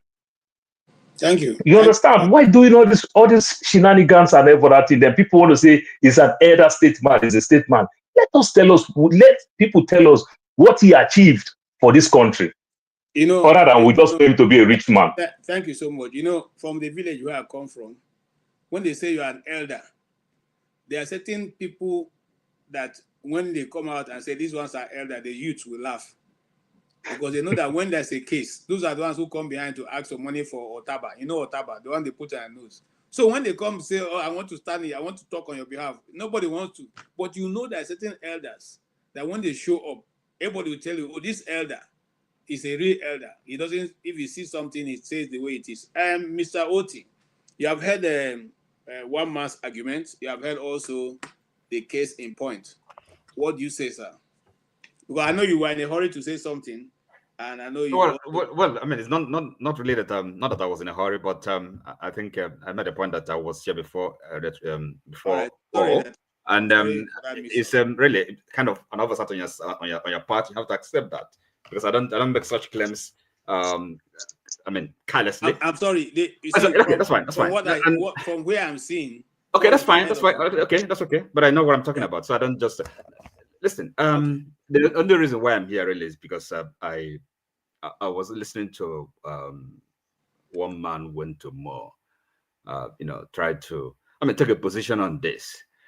It's really sometimes I can't understand. And this chap is supposed to be educated and living in England, I suppose. First of all, Paul also got it right. Defamation or libel. These are civil wrongs. Okay, they're not criminal in nature, and the police shouldn't really have anything to do with it. If an individual citizen, no matter how highly placed, if you are defamed, you think somebody has insulted you, rubbish your reputation, what do? You sue the person. Okay, a civil process. You don't get the police involved. And I don't know. And he said he said he listened to the account given by Dele, about his experience, and he still was of the view that the guy. I can't understand it. Now it's just, it's quite. It's the way he described it, what is happening in Nigeria. Okay, I don't know what the names he called Nigeria, and that we are no citizens. That's the correct position. All these people.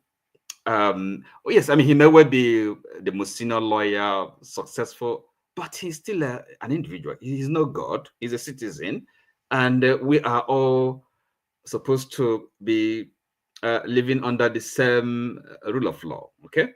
There is no justification for that whatsoever. It doesn't matter what Dele might have said about any one of them. Okay, he could write it in books, so he can also write his own book. To kind of put the record correct, or suing him if he felt that falsehoods have been peddled against him, but not to get the police involved. Because they know people in high places. Such things shouldn't be happening. And again, you don't have to like Dele, you don't have to like his politics, but he has the right to express himself. To he hasn't committed any offense, any crime, so his rights, just like that of any Nigerian, should be protected. And that is, I don't see how any sensible human being, any person of intelligence, should really think that this guy has done anything to deserve the experiences he's been, made to go through. They're just trying to kind of shake him down, punish him, make him suffer. That's the only thing they're doing. They know what to do, the right thing to do, but because they are the big man, they own the country. They can do whatever they want to do. There are no laws, no courts. We don't have a justice system. So he called it criminal system. Criminal Nigerian criminal. So it's a shame, and these things are happening, and everybody's witnessing it. So we can all look. They really, what is important to me is some of us that come out and talk and should take a lead. Be inspired by his courage, his devotion.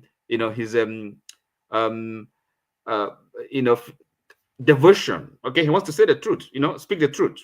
Okay, that is really what's inspiring about this story. And that's really, to me, the important thing. You know, anybody can be defamed if you're telling the truth, and whatever you're saying, you can justify it. Say it.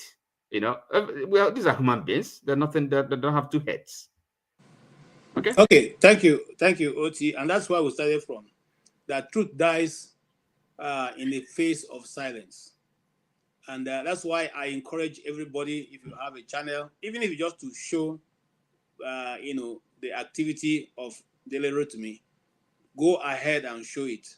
Let us bombard the international world, okay? Because this thing cannot continuously. I took a dive at how this has gone, come this far. Umar Diko was the first person who we learned was put in a crate just to smuggle him back to Nigeria, and the crate was tagged diplomatic baggage. Okay, for a brilliant, Scotland police guy who just looked at this and said, no, this thing should be examined, and opened it, and lo and behold, here is Omar Duku. Now, Nigeria lost diplomatic relationship with that nation at that time. The same man comes back to government and have also perpetrated another kidnap. And now kidnap have become the issue of the day. Hope Uzodinma is also kidnapping people. Okay? A woman had to come out to say, if I don't see my husband, anything happen to my husband, is Hope Uzodinma. What is going on? Tone, can you tell us?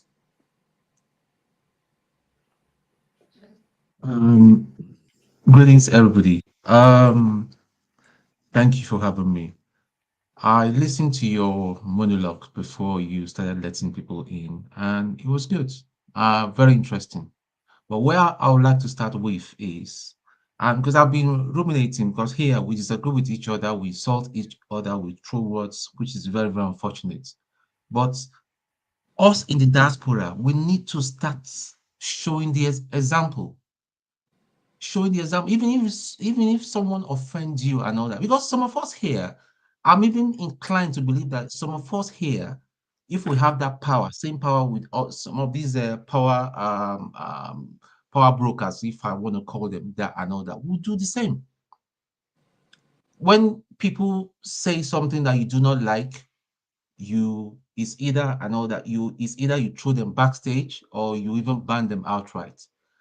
There should be some kind of, I'm not addressing your electricity. I'm just being open-handed. So I want you to be open-minded with me this evening, yeah, with love. So we need to have, because where there is no love and all that, we can disagree to agree. And to the extent it has now, because a dangerous precedent is what we are seeing now. And here we've set a dangerous precedent to the extent that people will be abusing people's mother. In a show here, someone abused I don't know the person from Adam. I didn't talk to them. I was just the person insulted my mom and all that with a sexual abuse. Is it right? It's not nice. These things are not nice. Now, for one man that came not too long ago and defended the action, will he like to be treated that way? He lives in a society that works. If they bundle him, because, and let's just be clear about this man was not arrested. In my own opinion, he was kidnapped from the accounts. That's a kidnap. That's a clear kidnap. He was kidnapped. Afe Babalola, that is supposed to be an elder statesman, at his age, he should be saying the truth fearlessly. Is indulging with all his good record and all that, is indulging in this kind of behavior. A government lawyer that is very, very experienced. Like Oti said, if it's a criminal, if you feel that there's a libel, you have a libel, go to court. Or like Oti again said, write a book and set the record straight. Why would you say, and then someone, and then we saying that the man has a misjived and all that just because you don't like him? Listen, people, this is not about obedience or APC or PDP or anything. This is about humanity. This is about human rights. It seems now human rights is being abused left, right, and center. If you feel that you're very, very, very, very well connected. Elumelu, I'm not surprised now. Jagaban is his senior neighbor and friend and the president of the Republic of Nigeria. He feels he's well connected, but he doesn't know about tomorrow. What tomorrow holds. Today, every one of us can have the power and all that. One day, You get out of that place, you not have much influence that you need to have. And if someone treats you badly, how will you feel? So my whole point is about humanity. Maybe if we start thinking about humanity, our country will start getting better because people don't care. The rich, the super rich, they don't care. The super rich treat their drivers anyhow. They pay them peanuts. They pay them peanuts. They don't pay what they are supposed to pay their workers. People have workers that work for them and all that. Sometimes they hold their salary for 6 months, and the same people will come on and criticize the sitting government.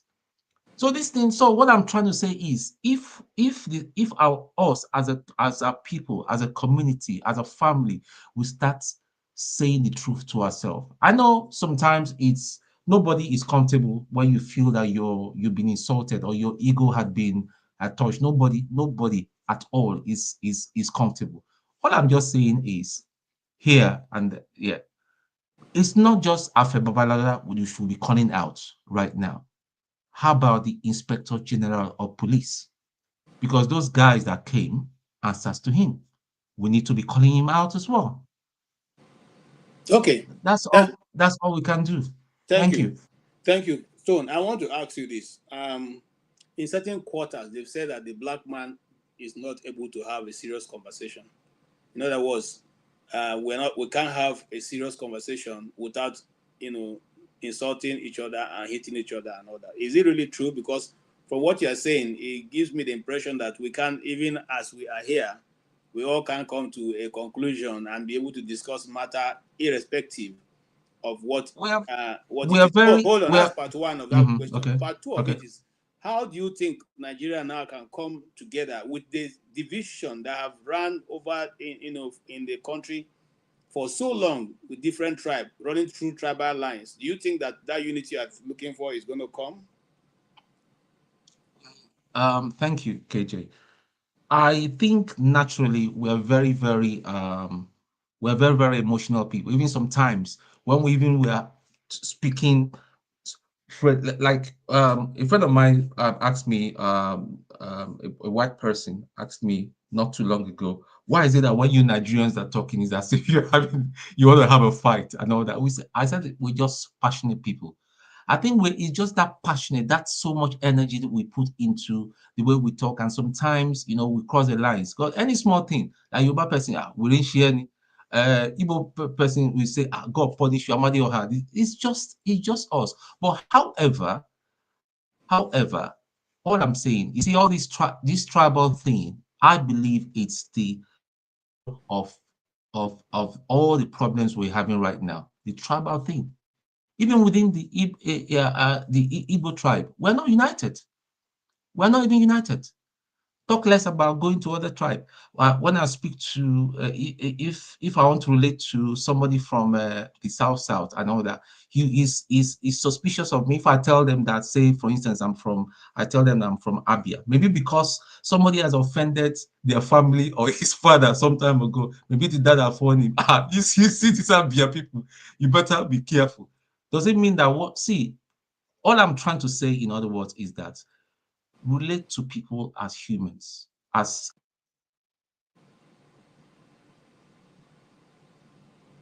Okay, what happened? Never take light. For the record, I got nothing to do with it, please. Yeah, I didn't take him out. I said I got just to have it on record before they come after me, please. So what happened? Okay. Hallelujah. It's from my end. Apologies. Sorry, guys. Okay. No, it's from my end. Yeah, conclude. So what I was saying is that in other words, but the day we start looking ourselves as brothers, as Nigerians, we'll start finding solution to our divisions. That's all I'm just trying to say. Respect other, respect our diversity, because diversity is a beautiful thing that we have in Nigeria. Thank you. Thank you. I'm coming to you, Revolution. Revolution, you have been from the beginning of the program, and the question is, Mr. Chief Baba Alfred Baba what? Okay. Babalola, Afe Babalola. Chief Alfred Babalola said that he had been defamed. Tony Elumelu say he too had been defamed. And they all chose to, in fact, Tony's own was that it was his lawyer who wrote his own petition and went all the way, and I have been through this process. When you are dealing with a big, they don't report their case at the police station. They report at the IG's office. I'm telling you from my own experience. They report you at the IG's office. So if you go there and you have no grounds, you are just like you are floating between the air, the heavens and the earth, you there between. So now when they take you there, the intention is not only to intimidate you, but to make you know that you are a nobody. Because if you are not somebody with status, now the slap when they will first give you for that office will now correct you. I mean, we tell you that, oh boy, you are in for something, this thing. So, Mr. Dexter, you have heard what we have been discussing. Is it true or... Sorry, it is a revolution. Revolution, you have heard what we have been talking about. And now, it is said that Dele should have given the man respect because the man is an achiever. And it's an SAN. Yeah. And Tony Melu also is a great Nigerian who has helped a lot of people. Consequently, if he does something that's not good, we should forgive him. What is your own view about that? KJ, okay, let me say good evening. Here is morning, almost morning, midnight here, to everybody on the platform, with enough respect. I was walking when you came on, and I've been listening to you all along, even when I was walking back home.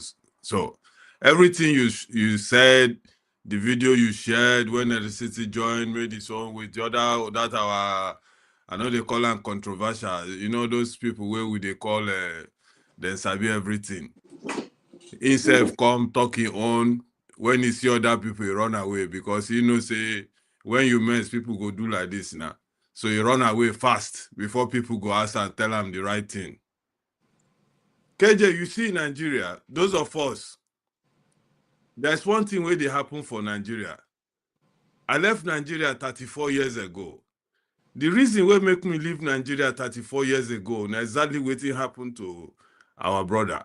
A man I respect like anything. When the guy go they talk, first, he they talk, he they do in program for English. You can't say some people know they hear and you can't change to Yoruba. So that if you understand, give excuse again, say maybe the kind English way they speak as a lawyer. Now make you no understand. He can't change, begin speak Yoruba for some of him program. So nobody go give excuse, say hear within in talk. So me leaving Nigeria so many years ago was because of Fela. When he was warning us, we no get money, we no go school. Make una run, na party government. Nigeria is a country where we say it's written. You see that generator where they go name one name, they say I better pass your neighbor. That man we think so he call that in a better pass your neighbor. Anywhere they God go they bless him. Because that is the character of Nigerians. If anything where they take senior you, my brother, they must oppress you with it. Whether na family line up, that means senior you with 1 year for your family. Some people go take insult you. You can't go do mistake, you no get money, you are finished. If you do mistake, you poor, you are dead. So now I don't beat around. Make I come to where the question you asked me about waiting they happen. Somebody come, they talk, say the man go, he get reputation of 6 years, 60 years, how many years? Even when he begin the reign, they never born Dele. Dele used to say, make we be careful who we are fighting against in Nigeria. We are not fighting the people where they oppress us in that country. The ruiners, they call us ruiners. The people where they ruin our life. Now we they defend. This big so-called big man now, Shebi don't do in power like Nigerian way. Like you say now, they know will go for police station, go complain. No. Okay, now my party BIG. Now my party be the okay, Bobo here we renew, Otin Sorojo, make we go, Bamilo Agbara fun. So now that power that they use now on Dele, punishment, simple punishment. Okay, they talk anyhow, I go show you.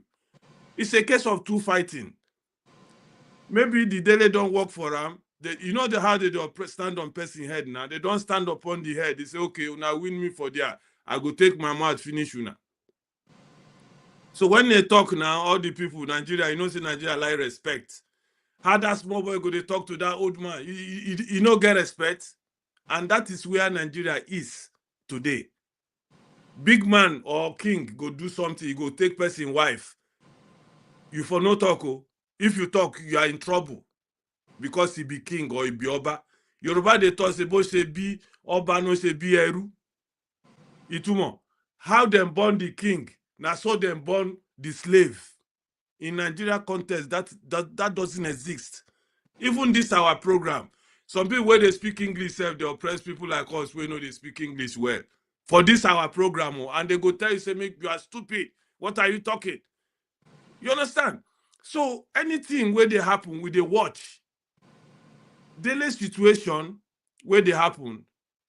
I want to conclude because I know they like talk plenty. Daily problem. Now I make I call say this revolution name. You go the day make people they see. If you don't even believe upon her, make you just they see her for show. Say this kind boy will carry himself call himself revolution. Make it they remind Nigerians.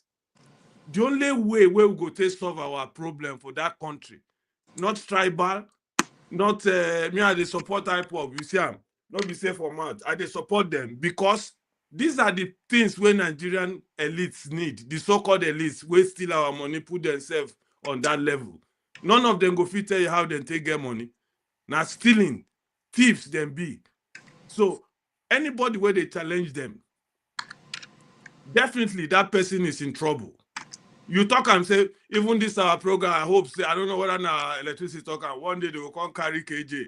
Say, don't come to Nigeria again. No. Will they watch you for the damage? It be like say your mouth don't do too much. They go ban you.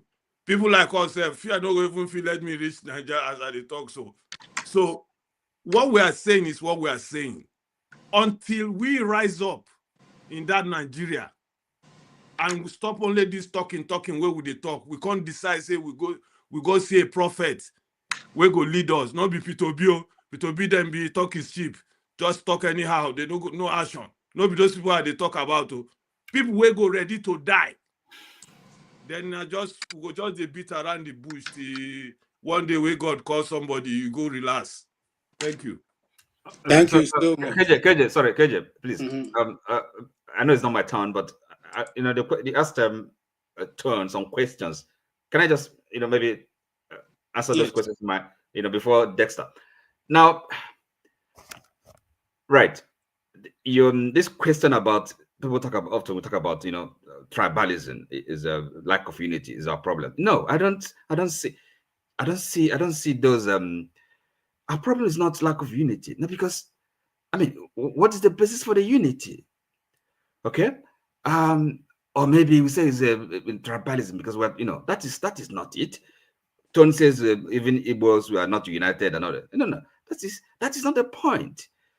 Look, it boils down to what even Dele is talking about. If we don't speak the truth, okay, nothing works. Now you don't want to treat people fairly, equally, and you are talking about unity. I mean, you're not serious. Okay, so that is the problem. It's not tribalism. It's not lack of unity. That unity you are hoping for, that national unity or having a one country, one people, has to be on the basis of honesty, sincerity, truthfulness. Okay, if you're not ready to be just to every part of the country, and then you're hoping for unity, then you can't be serious.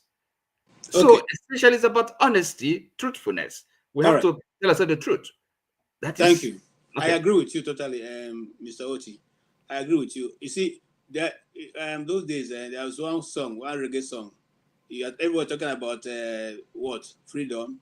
but there cannot be freedom without justice. So if we are really serious, That is Peter Touch. You are calling out for what no Peter Tosh. Peter Touch singer. All right, thank you so much for touching Peter Touch this evening. What I'm trying to say in essence is this, and I'm coming to you, Desta, so you put everything in context. In this same country, when we were younger in primary school, we used to dance to Fela's music, where I used to insult Abiola and Obasanjo, ITT, International Tif. Now, Abiola and Obasanjo, at that time, Obasanjo was the head of state. Abiola was in the Abiola ITT. And Abiola and Obasanjo didn't take him and lock him up and do all the things we are seeing now. Are we going backwards? Because even the days of IBB, it wasn't like this. In the days of Abacha, it was a bit, we know what Abacha could do, but not everybody that says, because if that is the case, I know a human rights lawyer who is in this thing here who will have not survived it. So what is, are we advancing as a people, or we are retrogressing? Because if a man with such a stature can now descend to carry, just oppose this guy, that is, what do you call it now? Arnold Schwarzenegger him from Lagos to Ekiti by night, a journey of 7 hours. And the next morning, before his lawyer could even arrange to come, he has already been taken to court and remanded in prison. What is left for the rest of us? He called it evil forest. That's what it is. It Yes. don't pass jungle, sir. Yeah, are you with us, Desta, or should move on? We're waiting for you to talk now. Desta, you mute yourself. Yes. Okay, thank you. Thank you, KJ, and everybody on the panel. It's quite interesting, you know what's happening to Dele Farotimi. But I think it's something that everybody should be really concerned about, because I think Dele Farotimi, ever since the election was over, he has been doing a Sunday program, like an education program, and he kind of also said all these kind of things. There's a possibility of all these kind of things happening. But what I want us to look at is that, in Nigeria, what we do, we kind of plant lime and we expect to harvest apples, pineapples, and oranges, and then we give kudos to corrupt people. That's the reality. The average Nigerian celebrates corruption. No, Nigeria is where it is today because people like the SAN that was mentioned actually helped the corrupt guys to corrupt the system.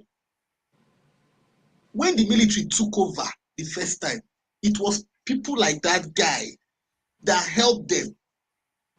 Because when the coup happened, it was the same civil servants, lawyers, those people that went and gave those people the machinery. The military did not know how to run a government. They had no idea of how to run a government. Which coup are you talking about? Which coup? Any of the coups that happened, both of the coups, the first one, the second one, those young boys didn't have any idea of how to run a government. So if you wanted to kick them out of office, all the civil servants had to do, all the judiciary had to do is like, okay, you guys have entered, no problem, run it and stay away. And those boys will hand power back. But you find out that what happened was that those people came and played, to get their own benefit. I give you a special example. Abacha took over. Babagana Kingibe, that was running mates to Abiola, took up a position in Abacha's government.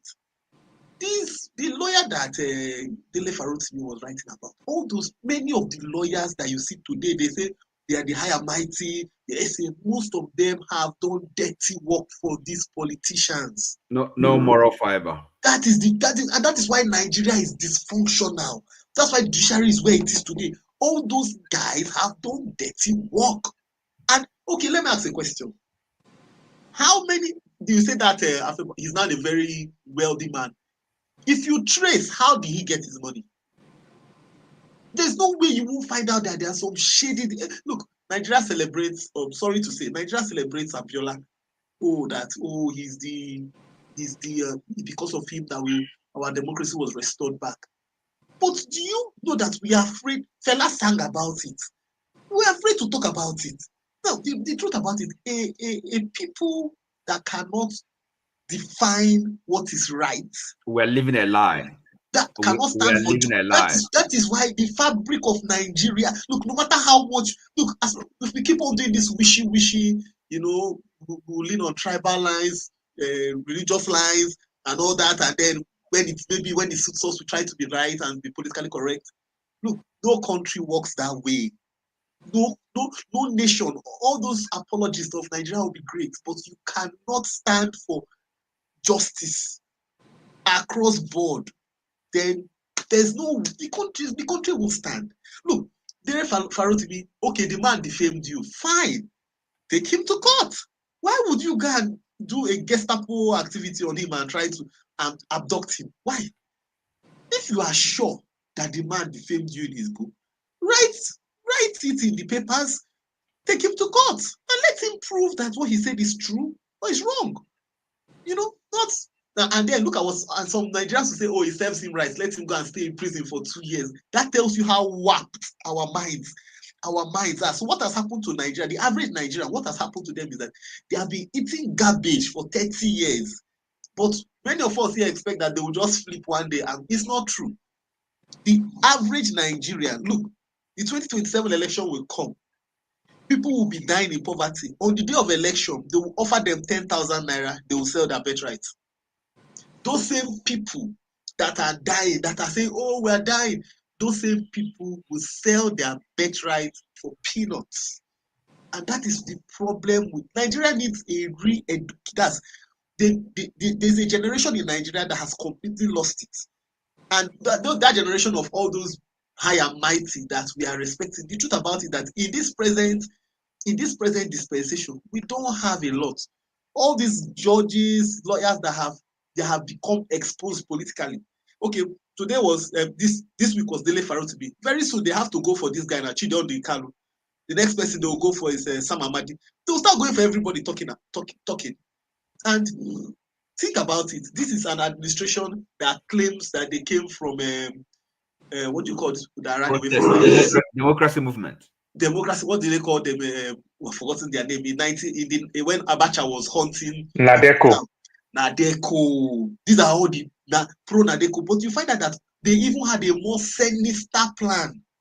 They were even worse. They are actually worse than Abacha. They are fake. Then that's what it means. They are worse than. And maybe this was Abacha actually saw how bad those people were and say, no, let these people not enter. Let me enter. You know, I'm the lesser crime. All right. But the point I want to finalize is this. Yes. Among us here, you can find out that some of us are already biased, and that shows you that the journey for Nigeria is a very long one. Thank you. I agree with you. I totally agree. When the institution is the one fomenting violence against its people, it leaves one to, we wonder where that is going to end. And with that, I want to let you see, I hope I can find it, the video of the journalist who was released from the custody of the army, who was himself also adapted just the way, Dele was adapted. The only reason that his own didn't ended up a bit fairer is because the press and journalists all went to the market. Listen to this guy. You were in detention for 3 days in Port Harcourt. Yes. Were you arrested with oil thieves, or have you dabbled into the oil business that you are now picked? What really happened? Give us the details. Let's know what happened. So I think everyone other than the Nigerian army already knows what happened. I'm an investigative and undercover journalist. I was investigating illegal oil bunkering. It happened that, it's a complex story. It happened that someone in the security setup was offended that he didn't get bribed, because the illegal bunkerers would bribe people in security. For now, I don't want to be specific, but they would bribe. And one got annoyed and tipped off others to say, something is happening there. So they came. Everyone else ran away other than me. I came forward and had an interaction with them. So one, there was no arrest. The Nigerian army did not arrest me. They didn't? No, they did not arrest me. But you were in their custody. They spotted me, flashed their torch, and I came out. And I wanted to open a conversation with them. You showed them your ID? I didn't show them my ID because the illegal bunkers had said they had settled everyone, and the guys who came were the ones who were not settled, and the conversation was going on to settle them. So I just thought it was a settlement conversation, and I came forward. So they did not arrest me. I came forward. It's not like they chased me. They didn't get anyone. All the other guys, fled into the bush, but I stayed because at the end of the day, I knew I had nothing to hide. The grouse of the army, the real grouse of the army, one, is that I did not carry them along. I won't deny that I have low trust for Nigerian public institutions. A small 2-minute diversion. Last year, I did an undercover investigation on an orphanage home that was selling babies. I bought a newborn baby with 2 million naira, took the baby to NAPTIP. I looked after that baby. After I handed the baby over to NAPTIP, I sent a representative to go there every month. Our birthday, we bought gifts, Christmas. We woke up one day, NAPTIP shut the door on us. The former DG of, I'm saying it on national TV. Absolutely. Farida was the last DG of NAPTIP. She has to answer the question, what happened to that? I brought that baby. I just wanted to, keep up with the progress of that baby. And one day, NAPTIP just shut the door. We just got there and they said, you can't see the baby. So how do you expect someone like me to trust public institutions? So I didn't trust the army. I didn't carry them along. But I'd also known that illegal oil bunkers were bribing different people in various security formations. And I would endanger my life by carrying them along if I didn't know who was who. So that's the first problem they had, that you were doing this story and you did not involve us. Now, I have been vindicated because I spent 3 days in military detention. Everything I told the highest levels of the army, the illegal bunkers were telling me when I left. You get, when they picked me up, it was around 2 a.m. We were in the bush until maybe 4, 5. A soldier stole my 2 phones. The army, I'm saying it on air, I have to fish out that soldiers and punish him. You can't arrest people and then your man is stealing. And when we left, they took me to a camp, a military camp close to that place. We were there till afternoon, until about 3 p.m. I did not say a word about who I was because I felt it was too general a place to make that kind of statement. They all felt I was an illegal oil bunker, and I played along until they took me to 6 Div. And I thought from then, I was speaking with people in offices who were investigating the case. That's when I said, look, I'm actually an undercover journalist. This is proof. But everything I told them, the things I wrote in my statement, as I got out yesterday, illegal oil brokers were telling me, who are you? We thought you were one of us. Now, this is what they said you are. This is who they said you are. They said you are a detective. You are an undercover journalist. Is it true? So, was I not right by not carrying the army along? Because how can you grill me at the 6th Div? And every single thing I told you, I got out yesterday and the illegal workers were telling me every single thing. And they made no mistakes. They were on point. Isaiah, let's talk about press freedom and investigative journalism in Nigeria, as it were. This is not your first encounter with detention. I mean, it's part of your investigative work, so to speak. What does your experience say about press freedom in Nigeria today, and how has that shaped your approach in how you report on, sensitive issues like this? Because it is important to continue this kind of work. Can you touch on that for a bit, please? Of course, the press is not free in a number of ways, and one of them is that, especially people in security, they don't want to hear the word investigation. They say, why are you investigating? Are you the police? Are you the army? They can investigate, and the police, for instance, can investigate and prosecute. As a journalist, I can't prosecute, but I can investigate and publish. But every encounter I've had with the police, with the military, once I say I was investigating, something just, changes in them. Like they don't want the press to do any form of independent work. So why didn't you come to us? Oh, you want to do story on illegal oil bunkering? Journalists come to us all the time. Even foreign journalists, we take them around. Why do you want me to see what you are showing me? If your house is clean, and as an undercover journalist, I go there, I would come out with nothing but the clean report. all my stories are not negative. When I did Prophets of Their Pockets, prophets who were collecting money to issue fake prophecies, the Catholic Church did not take any kobo from me, gave me no fake prophecy. I dedicated one series to it. Say, look, the Catholic Church, I went in, clean, no fake prayers, no fake prophecies. Nobody asked me for money.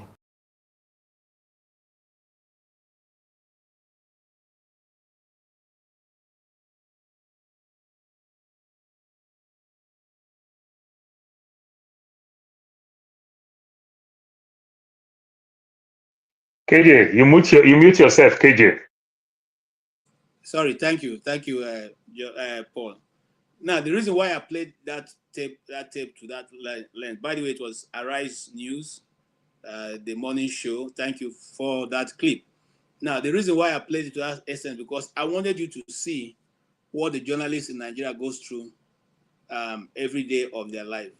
You're not only fighting to get the story, you're also fighting those who are fighting you to get the story.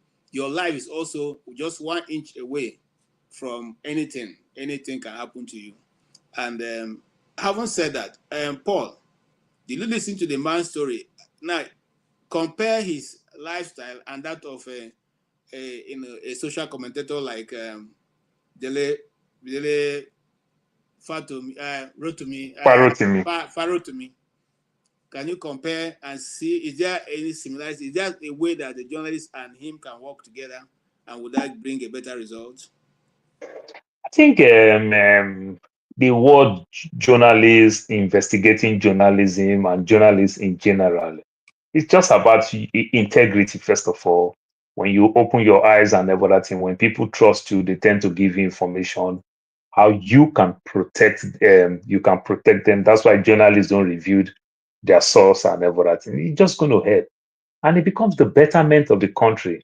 In as much as you and I will criticize, will argue over the last election in the US, you see the way press work, you see the way they talk, you see the way they put these men, you understand, they put them on the spot and the likes and every other thing. I think it makes a society a better place.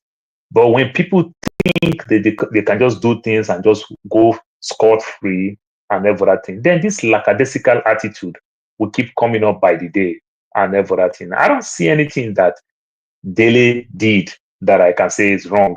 Fisayo Shoyombo, the guy is doing great work and every other thing, trying to bring us some of these things in our day-to-day life, in everywhere we work. We see all those things. You understand? We see all those things. I followed the sheep as a young boy. You understand? And the things that I can tell you that I see outside bar, the things that I see on top of the sea, you will be marveled. You understand? Till today, as I'm telling you, KJ, you cannot believe that some small vessel in Nigeria today, you still see sailors who work in some of these vessels in Nigeria today that earn as low as 20,000 naira. But these guys will come down when they come down on board ship and on board vessels and everything. They are coming down with millions. Do you know why? Because they don't even pay you. You go there, you go also. You understand? Where they sell diesel, where they sell this, where they do that, all the bunkeries, everything. You understand how you go on board ship, how you catch fish, you sell the fish. Meanwhile, you are working for a company, then you come back and get some fish and everything in terms of fishing trawler, or you want to lift oil, diesel, and the likes. So every facet of our life has been like this. But the only thing that can help, it is journalists that will bring these things out. And when our law enforcement choose to do their work, it makes the society a better place. Somebody or you, KJ, I don't know whether you are the one that said the Inspector General of Police. What about the Commissioner of Police? You understand that they send somebody from another state to his own state. What about the Commissioner of Police?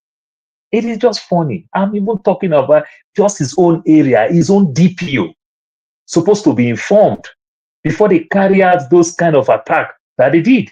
You understand? But nothing is being done and everything, all in the name of this big manism. We cannot grow a nation like this. I'm telling you, we cannot grow a nation like this. It's so painful, and I feel bad because good percentage of you say, just imagine we have kids here in the West. We love our country so much. We are scared of investing there. Because sometimes we just ask ourselves, what is investment over there? Don't you think even though if my children know the things that I put there, They can sell it for next to nothing. You understand? Because of the way the society is. You understand? I'm taking my child back home and everything. All I'm planning security, security, security. But when we travel in any part of the world, we don't think of security that much. You understand? All they tell us in the US, they say anywhere you go, quick to flash your passport, make them understand that you're an American and everything. But in Nigeria, we get there, we hide all our documents for somebody not to take it. It's just so bad. We just do the reverse. I don't know how we can grow. And our kids, the way kids work, it is what they see, not what you tell them. You understand? So when they see all this type of thing, and if I'm not there tomorrow, do I think my kids will want to go back home? I tell you this story. I said this some time past. My daughter happened to be the first grandchild from his own mom's side. And everything. My daughter want to go to university. The grandmom, the grandpa, they love her so much and everything. She said, I can just go to Nigeria because the way they keep telling her that Nigerians are smart in school, Nigerians and everything. And she's going through that medicine part. And it's shorter to study medicine in Nigeria than to study it in the US here, where it takes almost 9-10 years. You understand, being a girl child. So why don't I just go to Nigeria? His parents say it will never happen. The parent that if they see this girl, they rob everything, that they're going to enjoy their own grandchild. They say, no, it no go happen. Our own case no go dey different. Stay where you stay. Stay there. You can imagine. Yeah. It's just so funny. Yeah, but you know what they're afraid of? Abuse. Of course we know. Yeah. KJ, the same thing happened to me, I think it was 2020. Yeah, 2020 during COVID. I want to go back to Nigeria. My mother said, no, come on. That was that 2020 time. Say, they say the disease in America is there. If you come village now, anything happen here now, they say, now you carry and come. I beg, no come. Even if I will come, stay Lagos, don't come worry. It was that bad when COVID started. That's exactly what they did with my daughter. Thank you so much. Oti, do you think that there is a way forward with the justice system? Because the justice seems to be the only thing that can uphold a nation. But the way it is now, I think we have actually ended up everything. Nothing seems to be working now because the judges now are the ones rigging the election. So where do we go from here? Well, I believe I've for some time now come to the conclusion that Nigeria really is the whole system, the entire system. Okay, there's no point singling out the judiciary, you know. To solve the Nigerian problem, if I'm sincere, it will take an undoing of the system. You know, somebody may call it revolution or whatever. It has to be a kind of a change that is really, root and branch. So this patching up, changing constitution here and there, that's a waste of time. With this crop of politicians, no, they don't know what they're doing. Look at them. When you see them in the National Assembly, either in the Senate or in the House of Reps, I mean, do these people, they look to you like people who understand what governance, who, have any kind of sympathy, who are feeling for the people, who understand what the citizens are going through? No, they're just playing games. They're just looking after themselves. No, the system has to collapse. Yes. So we really have to face the reality. Not these things, all these pious hopes, sentimentality. Somebody says tribal, this, that. That's all nonsense. Nigeria is a state, and state is it's artificial. There's nothing natural about it.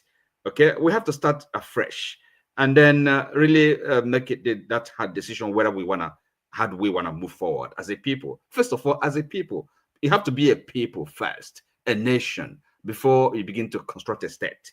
It is something that is constructed.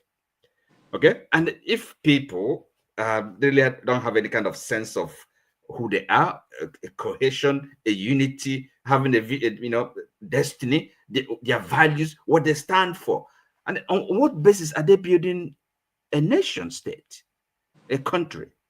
It can't stand. It can't work. This is not happen by magic. It has to be constructed. So what the system we have now really has to somehow collapse. We have to start afresh.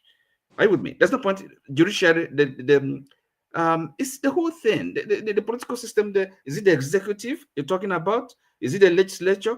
So all of them, the entire system, the three arms of government, and then of course you have to think about the civil society. Okay, so how do you think about it? You know, a country that's you don't have student union, you don't have the labor force that are organized, that are coherent, that know what they want, can stand up for something. You don't have civil society, professional bodies that really can speak with one voice and make their position heard. So these are the things, if like the building blocks, the elements that make up a modern state, a modern country. We don't have any of this. Everything has collapsed.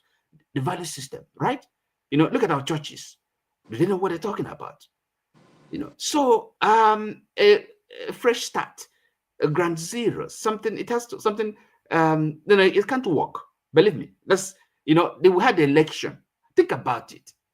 We had the election last year, presidential election, with what happened, and the Nigerians, stomached it. No, there's no hope. It's hopeless. That's my conclusion.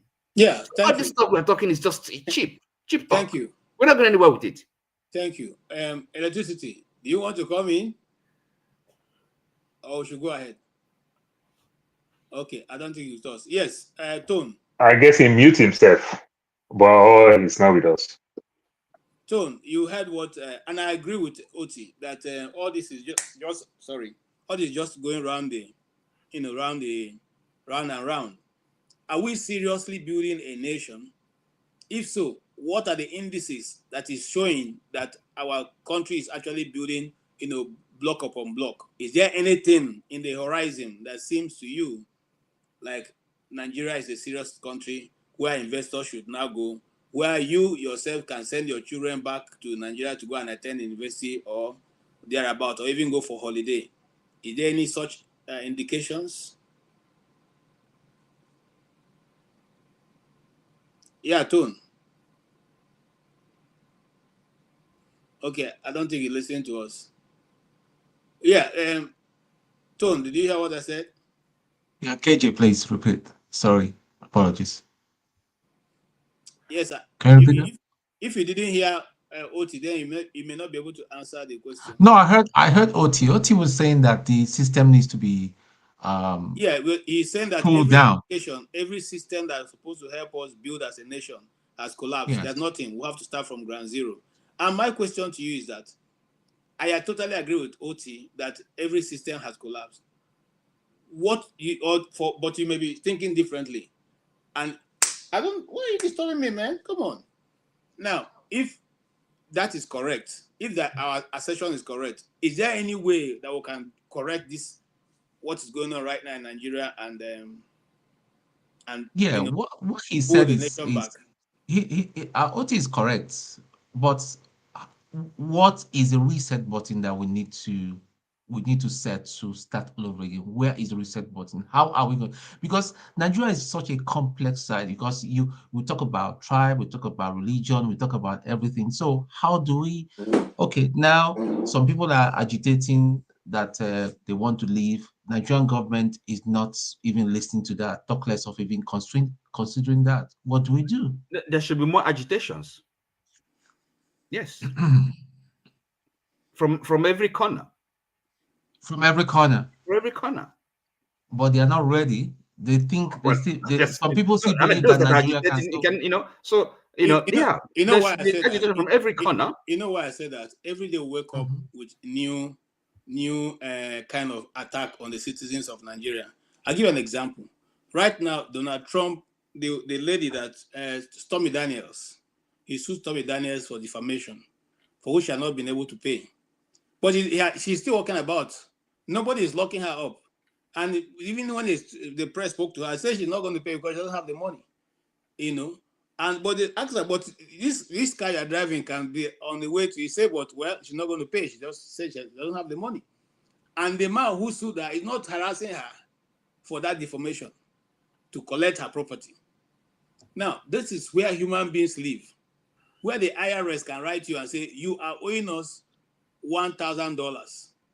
But we know you can't be able to bring out $1,000 a day. because of your other bills. You know what? Give us a payment plan.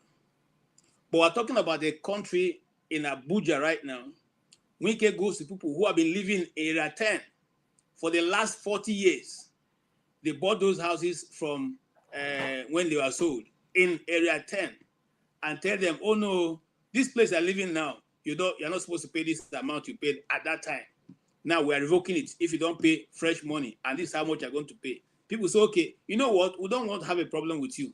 We will pay, but give us time. Say, no. If you can't pay before next tomorrow, you are out of this house. We'll give it to another person.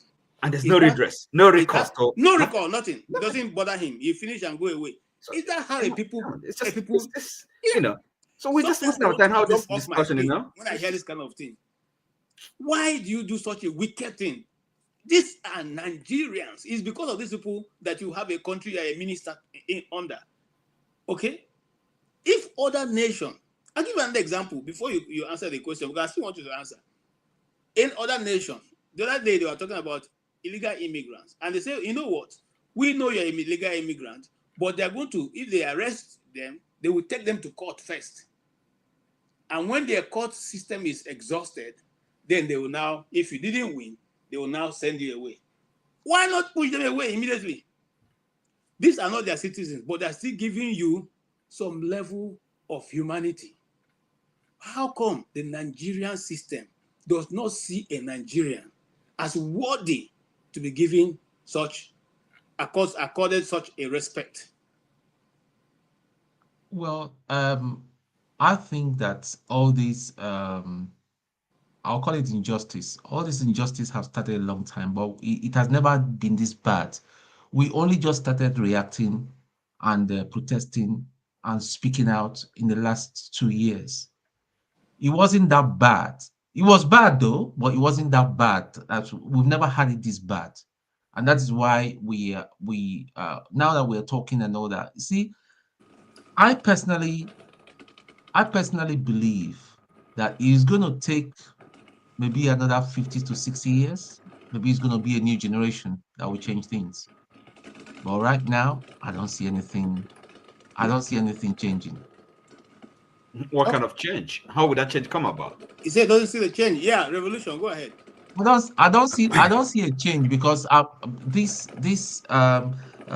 generation now are just not going to make any change. People are compromised. People are corrupt. Simple. You see, sorry. You see what? Okay. Go ahead, electricity. No, go ahead. No, electricity. No. I'm not the moderator. So revolution, go ahead until the moderator gives me the floor. Okay. I just raised my hand, please. You see, when Ton was, you know, make una laugh small. You see the problem of Nigeria. The people where they cry pass now for Nigeria now the former middle class people. When Mr. Ton said things were not so bad before, but things were bad. But for me, we come from poor side. Things has been bad all along. Now some people begin to realize say things they bad because the guys will enter power now, they take everything to themselves. If you don't belong to us, you die. That is why some people just they wake up now and say things are bad. Things has been bad right from time immemorial. You understand me? So one person tell me saying now things come begin day bad, I go just they laugh, say look at so you they enjoy all this while. When we they say Nigeria, let me tell you the fact. Despite the fact I support all freedom fighters, be it IPOB, be it Showore, be it any investigative journalists where they fight for the freedom of Nigeria. I still believe in one Nigeria, in one way. But I know that one Nigeria, for us to have one Nigeria, when people like P2B can win an election. He won last year election clearly. But because of the system where we did for grant, he can never come to power. Because the system has been captured by the system that we run in Nigeria. I better pass my neighbor. I belong. It's a cult. Nigeria is built on cult. You understand me? Our culture is the problem of Nigeria. Our culture. The Igbo get their own culture. Yoruba get culture. Hausa get culture. The Nigerian system get culture. They believe in cultism. That is why things like religion, they're able to capture Nigeria easily. Because when you belong to church, anything where you do, they go tell you, say you can repent and go free. You understand me? Because you belong to church. They will fight anything. If you want to get job for Nigeria today, KJ and many of you we know, you have to belong somewhere. You know what I mean? If you are an individual people like us, where we free thinkers and try our best to survive, there's no more chance for people like us.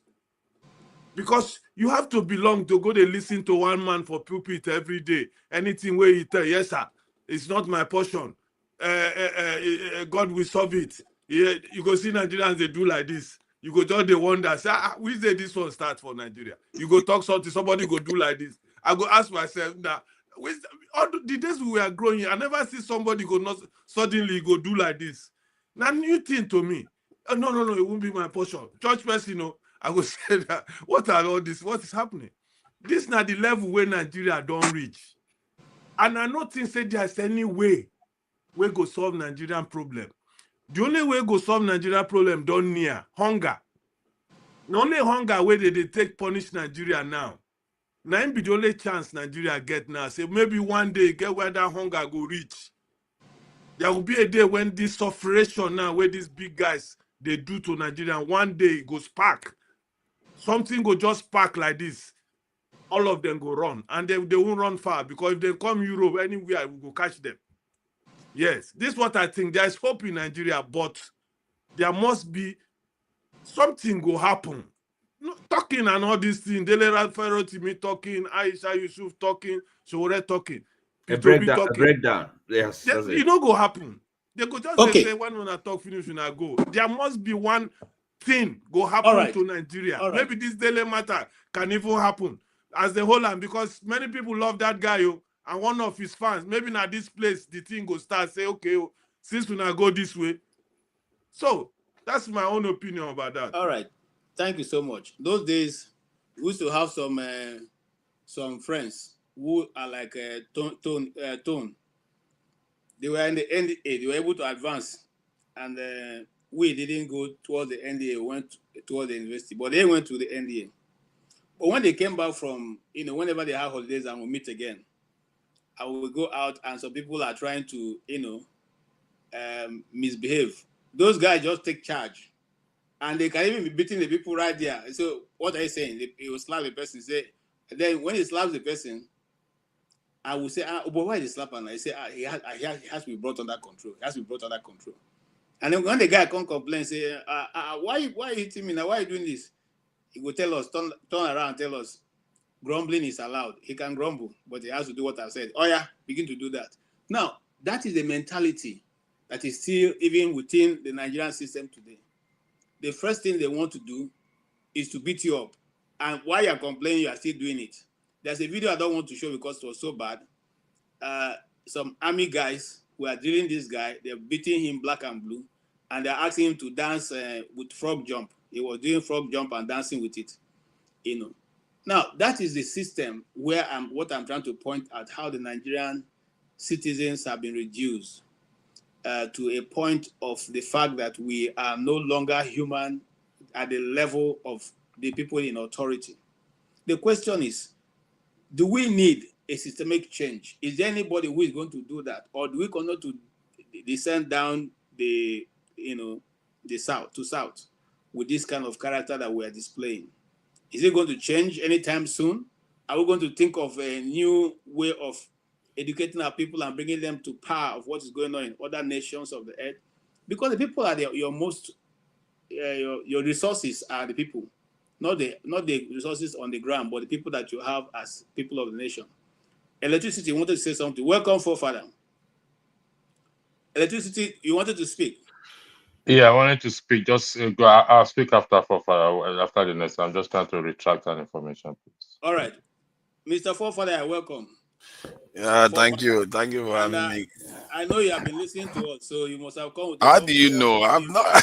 You can't know that for sure. I know. So you must have come with a information that will trigger all of us to a higher level. No, not yes, at all. Let's hear your take.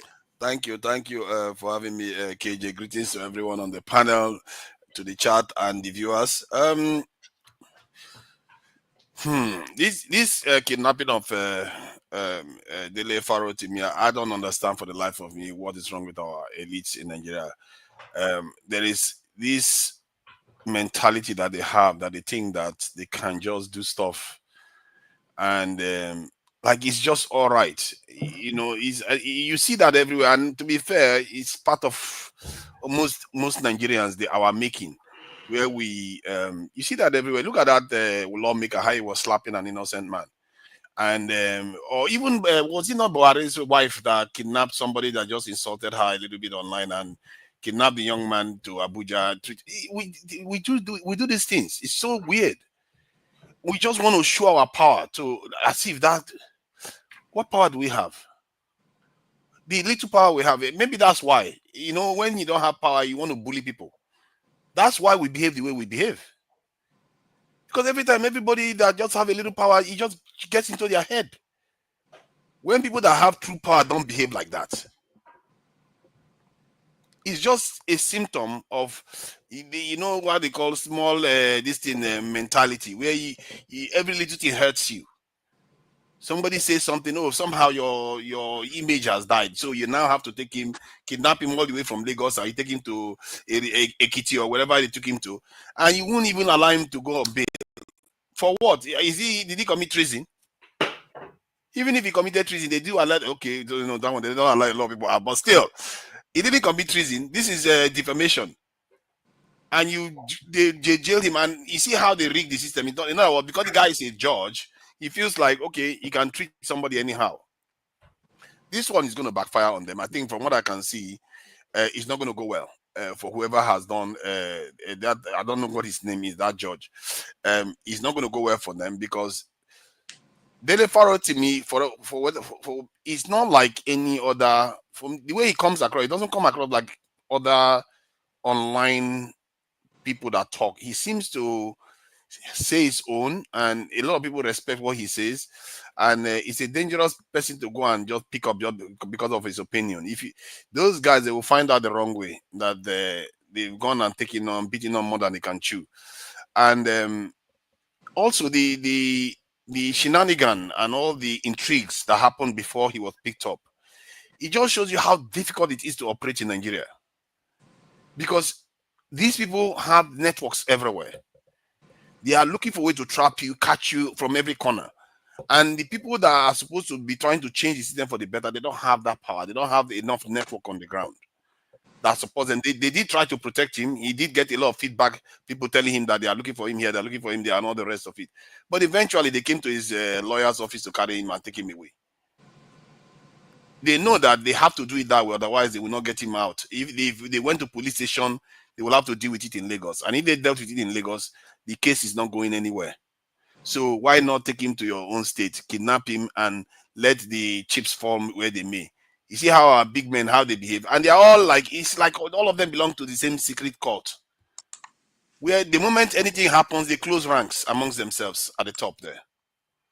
The entire thing, I think Nigerians really need to search what is going on at the top of the society, because the case of that lawmaker, after he slapped that guy, he went to House of Assembly and like, I'm sorry, the head of the house, the leader of the House of Assembly was like, yeah, it's very, very serious. We support him. Everybody was supporting him. None of them was like, no, your behavior is abhorrent. You need to be held accountable. None of them. They all close ranks. But yet, we that are supposed to be fighting all of them, they don't care whether, when they were closing rank, they didn't check whether one of them is Northerner, whether the other one is Southerner, is Christian.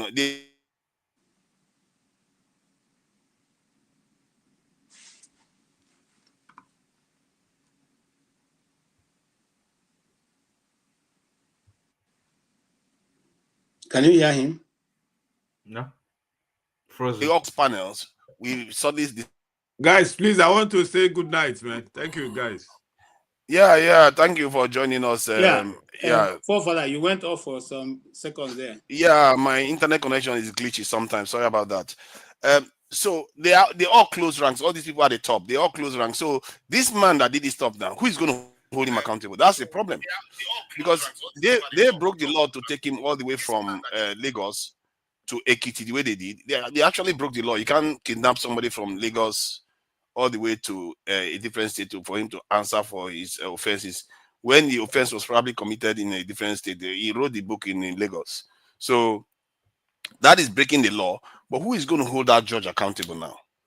They all shake hands among themselves. Sorry. Why are you just thinking about the judge? How about the people behind? I mean, the petitioner or people behind his whatever. So it's not. Is it people that petition? No. I thought it was a judge that petitioned him. No. Not only this thing. Not only Elumelu. There's no question of accountability. It's just, you're wasting your time. You're hoping or thinking that anybody's gonna be accountable. No. That's what I'm saying. I'm aware of that in Nigeria. It's the system. The system is rotten. So the only thing really is how to bring down the system. That's the only thing that makes sense. Anything else you're talking is just a waste of time. Is that not what I'm saying? Why are you interrupting? That's what I'm saying. Hold on. I want to ask you a question.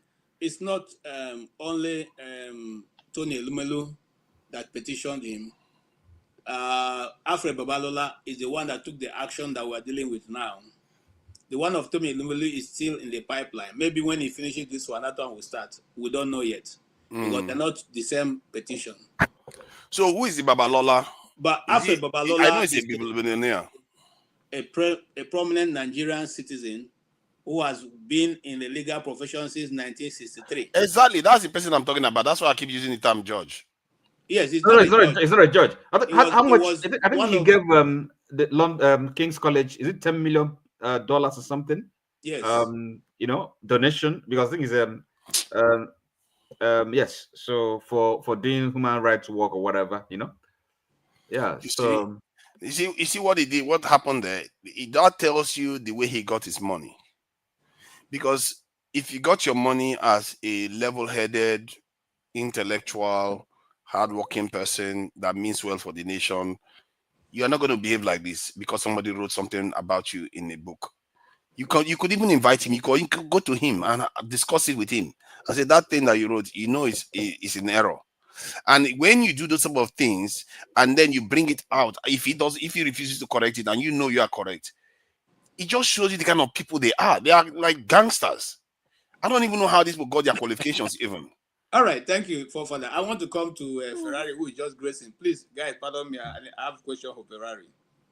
In the United States, where you are, if I write a book now that is a bestseller saying that Ferrari, this is what Ferrari did, this is what Ferrari did, which is not true, your number one response is to write a follow-up of that book showing that what I said is not true and providing your evidence and leaving it for the public to judge. Now, why is it difficult for Nigeria to do that? Nigerians who are in high places of authority, if they feel defamed, they cannot themselves take the same, what is practiced all around the world. Why is it difficult?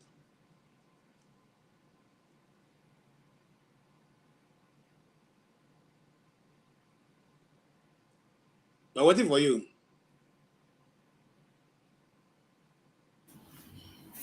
Good evening, everybody. I have come with only... Good evening, everybody. Can you hear me? Yes, loud and clear. I have come with only... It's just that you have two systems open. So can you hear me? Yes, loud and clear. Yeah, KJ, how many minutes do I have? Okay, you're speaking for the first time. You can take 4 minutes. 4 minutes. I would like to use my 4 minutes. I came here with two things. I came with this, a mirror, and then I came with this.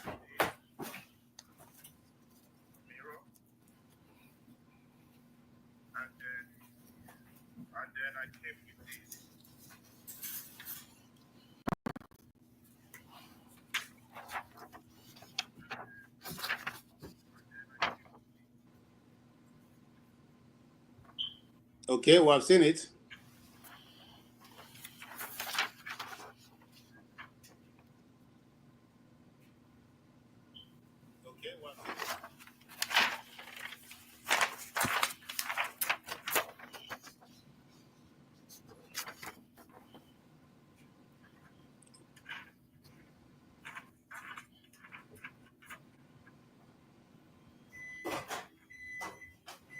Okay.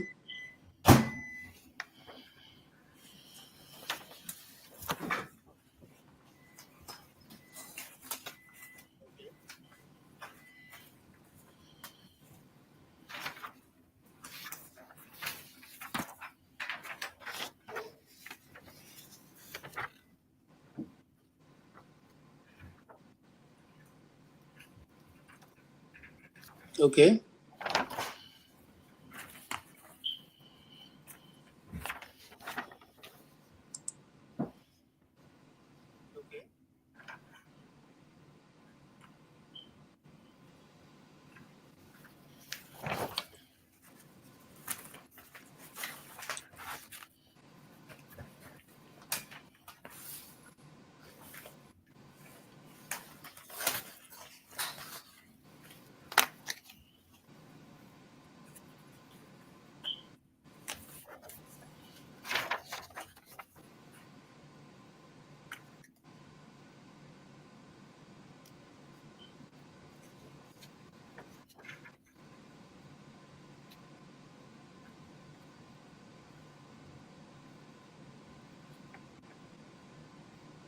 Okay.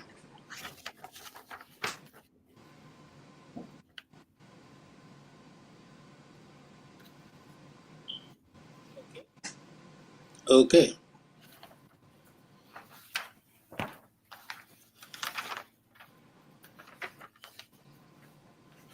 The most important, I don't want to use words, but I would say it out first. The most important thing I want to say today is that if hypocrisy can be said to be an homage, vice pays to virtue, what is happening in Nigeria and what is happening on this panel is an homage, absolute nonsense is trying to pay to sense.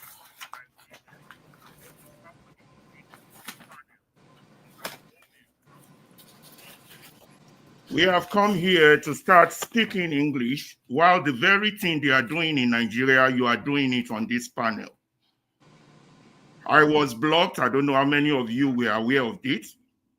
I have to come into this show with a different email, and I only wanted to come because I don't want you all to bastardize Dele Farotimi's name because I know him personally. When I was in 400 level microbiology, he was in 200 level law in LASU. When Kunle Sonowo died and we turned the campus upside down, me and Dele were in opposite camp. A year later, or 2 years later, years later when I was serving, Dele was the union president.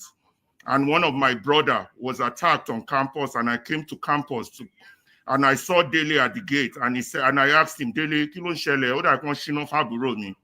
He said to me straight up, Alaba, àwọn ajá tẹ train náà ló ń bù yín jẹ. I know Dele, although I've not seen him in almost 30 years, he missed my father's funeral. But for you all to come to this panel and bastardize that man's name in the name of your hypocrisy is quite telling. The very same thing the Nigerian government is doing, you are doing it on this panel.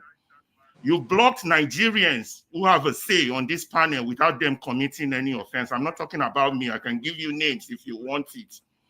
You block them just because they have an opinion, and you are the same people who want to change this country. There was a young man called Justin. I don't know if any of you remember him. Very vocal. He was on this panel. He was blocked and removed, and I complained about him being censored. What happened? I was blocked also. Then you say, go to court, send it to the email, and then I sent 5 letters to your email, no response.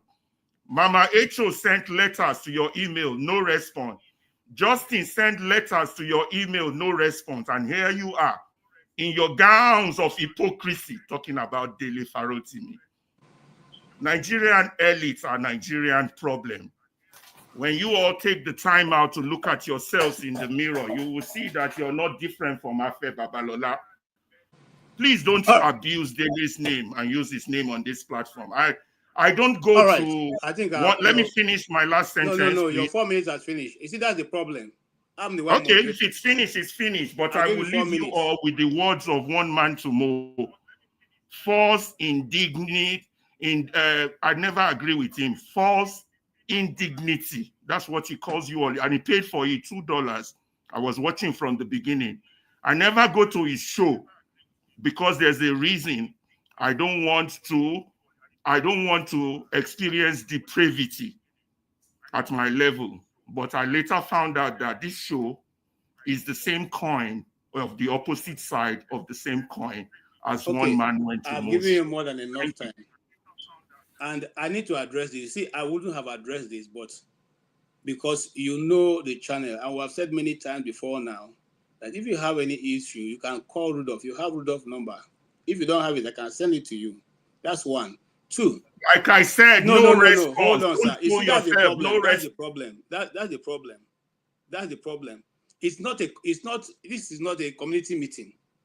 This platform is not communally owned. It's not. I want to address this so that even those in the comment section will hear just the way you have brought it. This platform is not communally owned. None of us here sitting is contributing for Rudolph to have this running. When we come here and we put a sense of entitlement, I want to press it home. It beats my imagination, because you don't go to other platforms and do this. You do not go to other platforms and demand that the time be given to you to speak. And if that time is not exhausted, you will not stop. You go to those platforms, you wait for them to call you. If they don't call you throughout, you don't force them to call you. But you come here because we have thrown open for everybody. It means that we must call you and your views must be heard. Come on, guys. Is that the way it's done? Alaba, I'm afraid, I think it's a false sense of self-importance. I mean, I come to this panel not often, occasionally, but this is not about me. I've got more than 20 people on my list. No, I'm telling you, because I listened to what I didn't come here because of me. Listen, Oti, hold on. Let me tell you, I came here to defend Dele's name. Hold on. This is not a court of justice. You have no right to defend Dele Farotimi. What's your right? Well, look at what you're saying. And you are coming to blame people. Now, apart from that, even if there are 100 people that have come to you, since you are their mouthpiece, this is a private channel. Since you're up to 20, start your own channel and let them go there and do whatever they want to do. Must you be here? Must you be here? You mustn't be here, man. So let it be clear, both to those who have been, saying this on the the comment section. This is a private channel. It's not a community-owned channel. It is Rudolph that is paying for it. It is Rudolph's channel. We are all here on behalf of Rudolph. And if he says tomorrow he doesn't want KJ to be here, I don't have any right to go to anybody to complain. You want to come into my house, I say I don't want you to come into my house. That's the problem. No, you can take your sense of entitlement to somewhere else. We must have to understand this thing. And because the person is being liberal doesn't mean the person stupid. Do you go to CNN and tell them that they must interview you and they must give you more than 10 minutes to talk? I used to do some of those interviews. Sometimes you can talk to somebody for more than 30 minutes. All they're looking for is just a single line, and that's what they're going to use. Do the people come back to say, why do you interview me for 30 minutes and you're only using 1 second of the clip? These things are not right now. These things are not right. And then this is what you just spoken now is going to be here. And that's why No, hold on, sir. Please, hold on. Let me help you. I think I'm dealing with this because don't overstate. No. That's not like overdoing it. I'm trying to deal with it. No, I get your point. I just to me, really, the problem is sometimes we don't know, we overstep the boundary. Okay. I don't really understand, because look, you guys moderators, I may not like what you're doing, but nobody's paying you. So this is your time you're volunteering to help make this go on, function. At least some of us, or the audience, the panelists should show some appreciation, gratitude. And what happens doesn't have to please anyone, okay, or everybody or the time. And it's just, I don't understand it, So again, this false sense of outrage, and No. It's a necessary. It's a necessary. No, nobody's perfect. You know, Because I I mean, was the same one who allowed him in. So it's not as if he had the authority to bring himself in. So what is how do you offend him here? How do you offend him here? I was the same person who allowed him. Don't I know his name is Alaba? If there was anything standing against it, would I have brought him in? Oh, come on. People are just too, I don't know. But anyway, let's move on to what we're discussing, please. Yes, electricity, go ahead, please. Thank you very much for that. Thank you for that, KJ. Somebody said you should cool down. Please calm down. The unfortunate thing is he shot himself he shot himself in the leg by saying he opened a different email account to come in, and he made also some false allegations over here. But it's not, it doesn't hold by any of us. This entitlement mentality, like somebody said in the comment section, please go and open your channel so that we can come and learn from your fountain of wisdom. It's free on YouTube. And nobody have insulted Dele Farotimi here. I believe even one man went to did not even insult Dele Farotimi. He only made his argument. And for somebody to come and say, with every one of us here, we are on the side of Dele Farotimi's side. And this is the problem of anyone, and this is not just about who thinks they possess the entire wisdom on planet Earth. And so they can dictate to somebody what they should say or what not to say, or what they think is right or what they think is not right. We come here to learn. How we move forward, how to say, even revolution will still believe in one Nigeria. Most people still believe in one Nigeria, no matter how displeased we are with that country, how we are going to salvage and save that country, because we don't have any other country for us to say, let's go again. So the issue is, what is the way forward? What is the way forward? Because it's happening to Dele Farotimi today. In the next 10 years, it may be your son, my daughter, your child. It may be that person. And this is the problem this is the dilemma we have right now. Because if we fail to do something, then it's going to wait for us in the future, just as it's happening to us today. Thank you, electricity. We have, even on this panel, published Dele's book, an article where they can go and buy it. And I can see that a lot of people have gone to Amazon to place orders on that book. I mean, if we met evil for him, we will be doing that. People on this panel, in the comment section, are all placing orders for his book, which is called Nigeria and its Criminal Justice System. And it's on Amazon. You can get it for yourself and read and know what he's talking about. Well, what's the way forward? I will leave. What's your name, sir? The new guy who just came in. I can't see your name properly. Samid. Yes, I'll leave you to make. I'll give you like 4 minutes, and then after that, you make your closing comment, because we have exceeded our time. It's too short, isn't it? Sorry. I'm very, very glad to be back after 2 years of fiddling with my camera and the rest of them. So I was here 2 years ago, and was my first time of joining, but yeah, my camera had issues and I couldn't join again. I've been listening at the background, and yeah, I would say that this is one of the most elite conversation groups one could find out there. Yeah, a lot of great minds, and I'm very glad to be here tonight. Sorry, the major reason why I joined really was to debunk one statement that someone made that I didn't, really find palatable. Was not correct.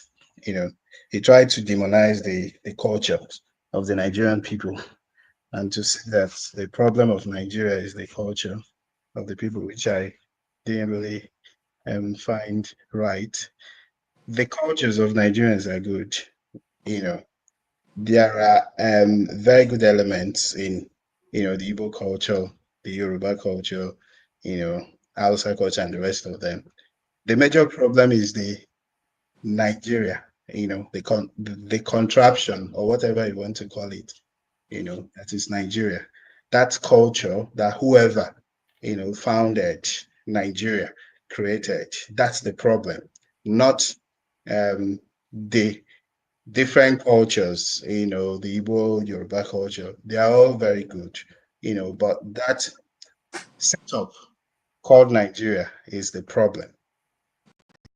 And then the greatest weapon of the people that founded Nigeria was to creating us that notion that we cannot survive, we cannot thrive without the system called Nigeria. Yeah, so I just wanted to debunk that, that's not correct, that our cultures are the problem. The cultures are great. There are very, very good elements in those cultures, but it is the Nigerian culture itself, that might not be so great. Yeah. Regarding Dele Farotimi, I've been following him for some years now. He's a great guy. Yeah, I condemn strongly what happened to him. How they arrested him and took him to another state to try him. Yeah, so I think that that's a price to pay, really, for speaking the truth. Because the the the Nigerian system is such that you must need to be hard-skinned, hard-nosed, and the rest to survive. So when you're on the side of the truth, you will really be persecuted. Yeah, so I think Dele is paying the price for speaking the truth. What we just need to do is to our own, individually continue to do the right things, to say the right things, to continue saying the truth, and I think that's all I want to say tonight. And I my camera and everything is fine now, so I think I'll be joining more regularly. All right. Thank you so much Yeah. for coming in, and we will appreciate you come every time. It's not always, hospital as they say, but it's a good channel to be. We'll be here on Friday. We'll be here on Saturday. We'll be here on Sunday, 12 o'clock on Sunday, 12 o'clock on Saturday, and sometimes the time on Fridays shift, depending on who is holding it, whether it's forefather or not. But watch out, we'll keep publishing. Thank you so much for coming. Unfortunately, you have a very little time. I would have loved to hear a lot of your opinion, but we have put a mark for ourselves that we can only operate for 3 hours. If we need to continue discussion, we can start another channel. But why are we maxing ourselves for 3 hours?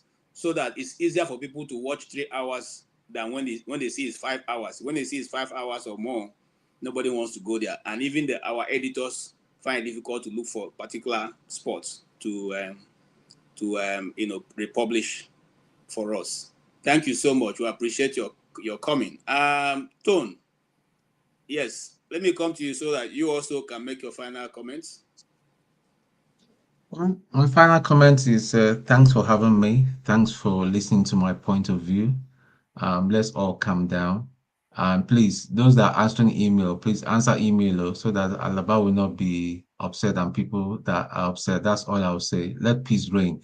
We don't need to start fighting ourselves. The real culprits are out there. Let's transfer all our annoyance aggression to them. I agree with you. Thank you. I agree with you, Tone. Thank you so much. And look, nobody is going to prevent him, but you say we all have to conduct ourselves because it's a public space we're in. And so when so many people are watching us, as I said here the other week, that my Oga in my office, who is an American Cuban, he likes the program. He wants to come and listen because he says it's like him. It's like what we are doing here is like him being in Cuba. Okay? Because some of the argument we'll have here is what the argument they have in their home place. So he comes, he signs in to see what we cannot keep fighting over nothing. I beg, they come out power too much from my body, I beg. I know if you fight. Yes, Desta, please go ahead.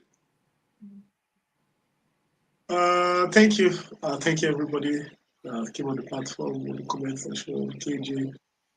What I would say is, I think the responsibility is on us to educate ourselves. And the truth about what happens, it will either work or it will go bust. That's the reality of Nigeria. As much as people like forefathers always like, it's an apologist for Nigeria working. But Nigeria is getting to the apex of it, and when you get to the apex of the triangle, the cards just come crumbling down, and the way it's going right now, I mean, except there is a massive change, it looks like it will go bust. I think everybody just needs to educate themselves well with the proper knowledge so that, and people here should take responsibility of going back. Like forefathers, I think he should go back to his constituency and become a senator or House of Rep member.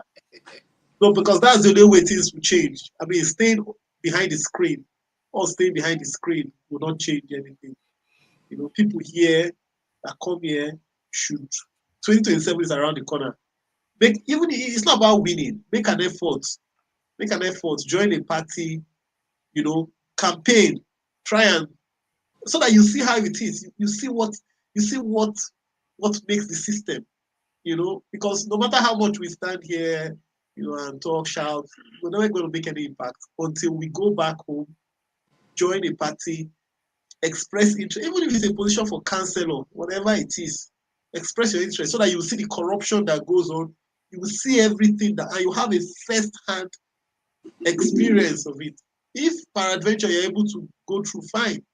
If you're not able to go through, you can tell the story. Imagine like Nigeria has been in democracy between 1999 till now. We've not had a House of Rep member, councillor come out to tell us, not even written a book. Nobody has done it. That is abnormal. Look at America. Donald Trump was still president. Somebody has already started writing a book of his presidency. In Nigeria, 24 years. None of the senators, House of Rep members, governors, none of them have written a book of their experiences in government. Nobody tells you that there's a big problem for us. So we here, we should start thinking of taking up positions of leadership. If not, we remain the pawns, sacrificial pawns.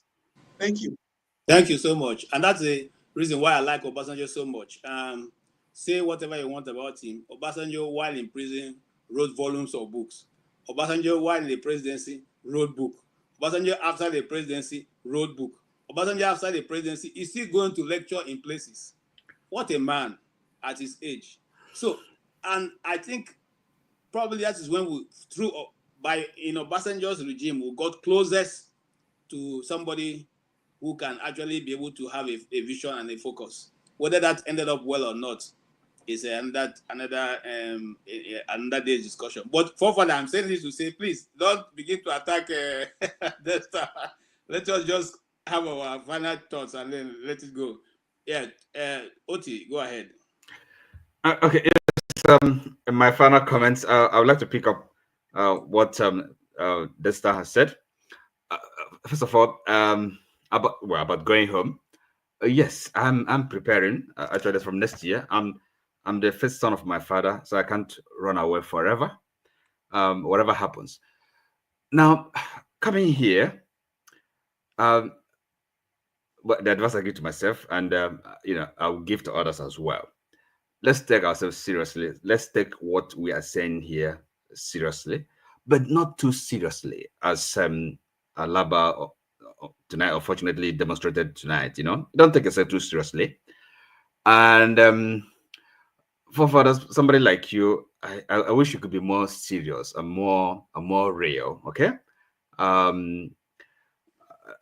Now about Nigeria, as presently constituted, there's no chance.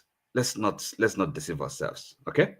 Something drastic has to happen.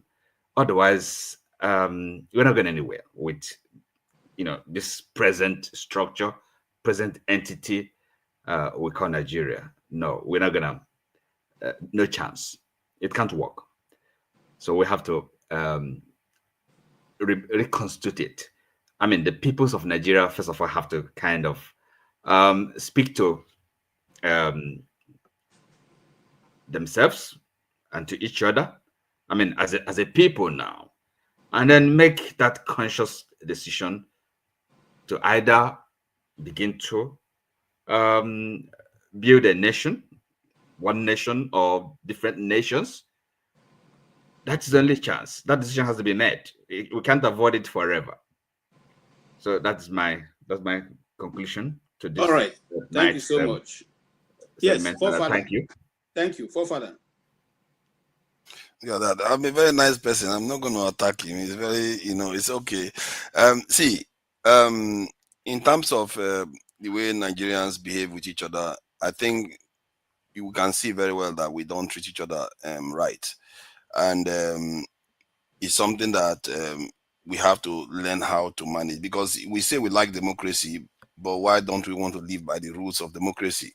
We say we want a civilized society. When they put traffic lights, everybody wants to jump it as much as they can. But I guess at the core of it is because there's anarchy. There's no real structure to the country in terms of the fundamentals. If I want to spew it out, I will put it in the line, under the line of security and law and order. It's collapsing, and it's deliberately being collapsed because for some reason, it's not because it favors the rich, because all countries, the laws favor the rich. Biden just pardoned his son. He didn't just pardon his son, he pardoned his son for going back this is 11 years. And no matter what he has done, he's free. So the laws tend to favor the elites in all countries. But our own, they do it in such a way that it damages the state itself. If the state is functional, people have grievances against their state, but they'll be fine by and large. And I'm sure some people are looking forward make I go to Nigeria and do Nigerian politics so that they will carry me like Dele Farotimi, and then they will start laughing at me. Let him get it. Instead of them to be feeling sorry for me, they'll be saying, let them beat you very well. That's I'll be telling him. Make you learn the lesson. So that's the one that they work for me. But it's okay. I get a feeling that if I do politics in Nigeria, I'm not going to last long. They will do away with me very quickly. And if I get a hold of power, my goodness, they are going to regret it. But I will leave a lot of good things for the ordinary people. I'm not going to survive it for sure, because Nigeria is a very difficult place to get people to catch up to where they need to catch up to. Because a lot of people still are busy arguing about, oh, tribe, this one is this one. No, that's not the argument. There's a bigger argument that needs to be had. And there's a bigger restoration that needs to be done. Once that is done, you can have all your arguments then. What is the point of arguing when you don't even control what you are arguing over? I'm not going to start arguing about things you don't own. I will try to restore our sovereignty so that we'll get our law and order. Even if you have a dictatorship, there are dictatorships around the world that are functioning. Yesterday, a billionaire was convicted to death in Vietnam, and because of embezzlement. A billionaire. Why? And that's a communist system, a communist government that did that. So it's about law and security. If you don't have that, things break down. Nothing works. And I don't care whether it's democracy, whether it's dictatorship, whether it's communist. Get something that actually works for the people so that people can start developing. Look at how well Vietnam is doing now. They are rising very, very fast. Before you know it, they'll just be as shiny as Japan or all the other countries that are in that region. But that said, that's where I'm going to leave it. I know I can't go on forever. Thank you. Thank you so much. Yeah, electricity. Yeah, thank you. I believe this is a closing statement. Yes, please. To close the program. Thank you. Yes, it's all in our hands. It's not in anybody's hands again. It's in the hands of the citizens. And even if Nigeria, they say it's a constructual or we're put together. If we leave now, for example, hypothetically, we leave it to OT's country. Let's say the name of the country is OT. It's the same thing we are still going to face. If we leave and we go to the country name called Desta, it's the same thing we are going, the same challenges we're going to face. So until we start to fix it, there's nothing we can do about it. You go to a new place, so you want a new country. We're just, we all came to a new country. We came to Europe. We all came to abroad, this and that. They fix it. They make it work.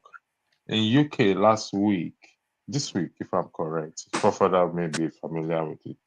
One of the cabinet minister of Kestama, a lady, I think she's Minister of Transport, had to resign because of a fraud issue regarding her phone, or she misled the police. She misled the police based on an investigation, this and that. So she had to resign. It's a big blow to the government, and the opposition party are making it big time. And they don't have a perfect system. They make it work.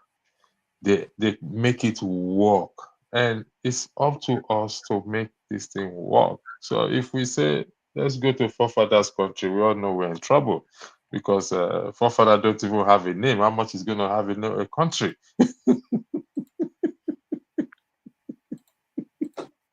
So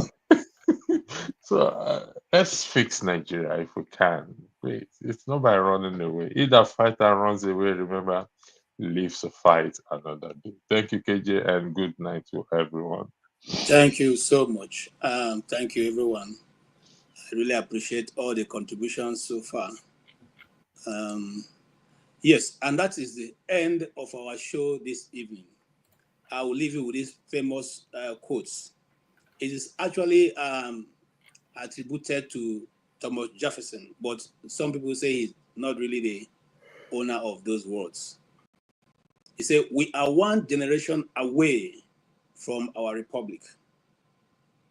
Look, simply saying, every generation has to struggle for his own freedom, for his own laws, and for his own pattern of living. Nigeria, where we are today, if we do not rise up, we are dipping towards a one-party state, a state where one man dictates what happens to everybody. And I don't think any one of us want to live in that contraption. The qualification of self-governance in a society are inanimate, are not animate. In other words, it's not something that everybody comes to know. They are taught, they are habits, and they are trainings. Okay, they are taught, and depending on how well you will practice it, you will get it. You see, I'm surprised that even America today, in their primary school, in their secondary school, in every level of education for the young ones, they are taught how government runs in America. And so it becomes something that you already grew up, you are growing up, and you know that this is what is to be done, and you know the constitution, you know what is your right. Every day they are hammering on you what is your right. A policeman don't have the right to enter your house except you give the person permission, except the person comes with a search warrant for which he has to slip through the door. So everything is done so that the citizenry are able to engage in a meaningful conversation. There's no big bigmarism here. Yeah, we can say it may play in some system or the other, but it's not taking over the whole system. It's not now dictating what happens to anyone. Okay? Truth dies in the face of silence. Nigerian youths, Nigerian government, Nigerian politicians, the Nigerian elderly. When will you speak your truth? When will you open your eyes and say, for the purpose, for the sake of my grandchildren, for the sake of my children, for the sake of the, even if you don't have a child, the people to come, let us repair Nigeria. In a system where we are now, where the more people you know, the more you are able to control the system, will not lead us anywhere. Dele is one of the well-known voices in Nigeria. And you see, much as you think is happening in Nigeria, the whole world is watching you. The whole world looking at what you are doing. The whole world is rating your government, your people, your actions and all that. When shall we give a good account of ourselves in the international community? This is where we round up today. When shall we give it up? When shall we now say we have come of a nation and will behave like every other civilized nation out there? Let us learn. Let us. By the way, before I leave, I want to say this last. Go to the Amazon and download, or rather buy, Nigeria and its Criminal Justice System, the book for which Dele Farotimi is being prosecuted for. Buy it. It's a good read, and you can see how certain things work. So that when you're having a conversation, you have a robust conversation with your peers concerning the justice practice in Nigeria. On behalf of Dr. Rudolph Okonkwo, we want to say thank you for being with us. We'll still be here on Friday and on Saturday and on Sunday. Thank you. And God bless every one of you, those who have given to us to make sure this channel is running. And one man, it was a great contribution. Thank you for all you did. Dr. Alexander Gomez, we thank you also for your contributions. One man again. And Timac J. Thank you. Timac, thank you again. Thank you also for giving me $1.90 to cool off. Okay, that's for a bottle of Coke. If I make for take small what do they call them? Burger, join them now. Small burger. Hi. Anyway, that's our show for today. We thank you so much and remain blessed.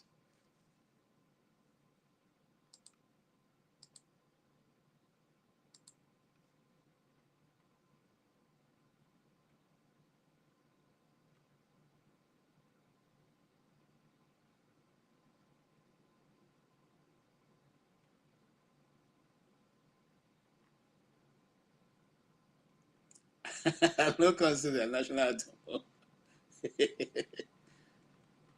This system sometimes can be wonderful.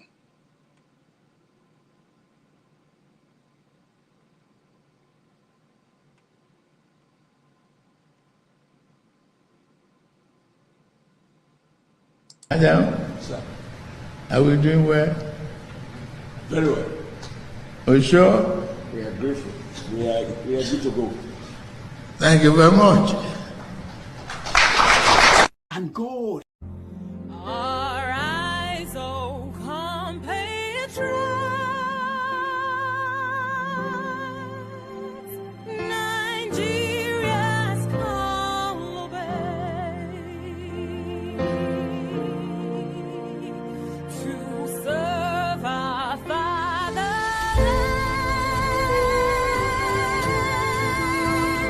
We love and strength and faith.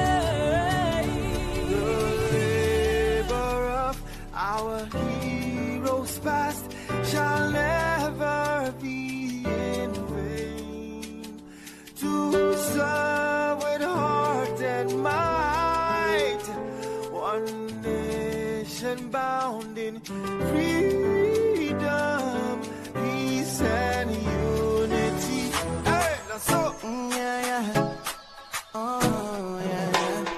Arise, oh compatriots, Nigeria call obey to serve our fatherland. We love and strength and faith. The labor of our heroes past shall never be in vain. To serve with heart and might, one nation bound in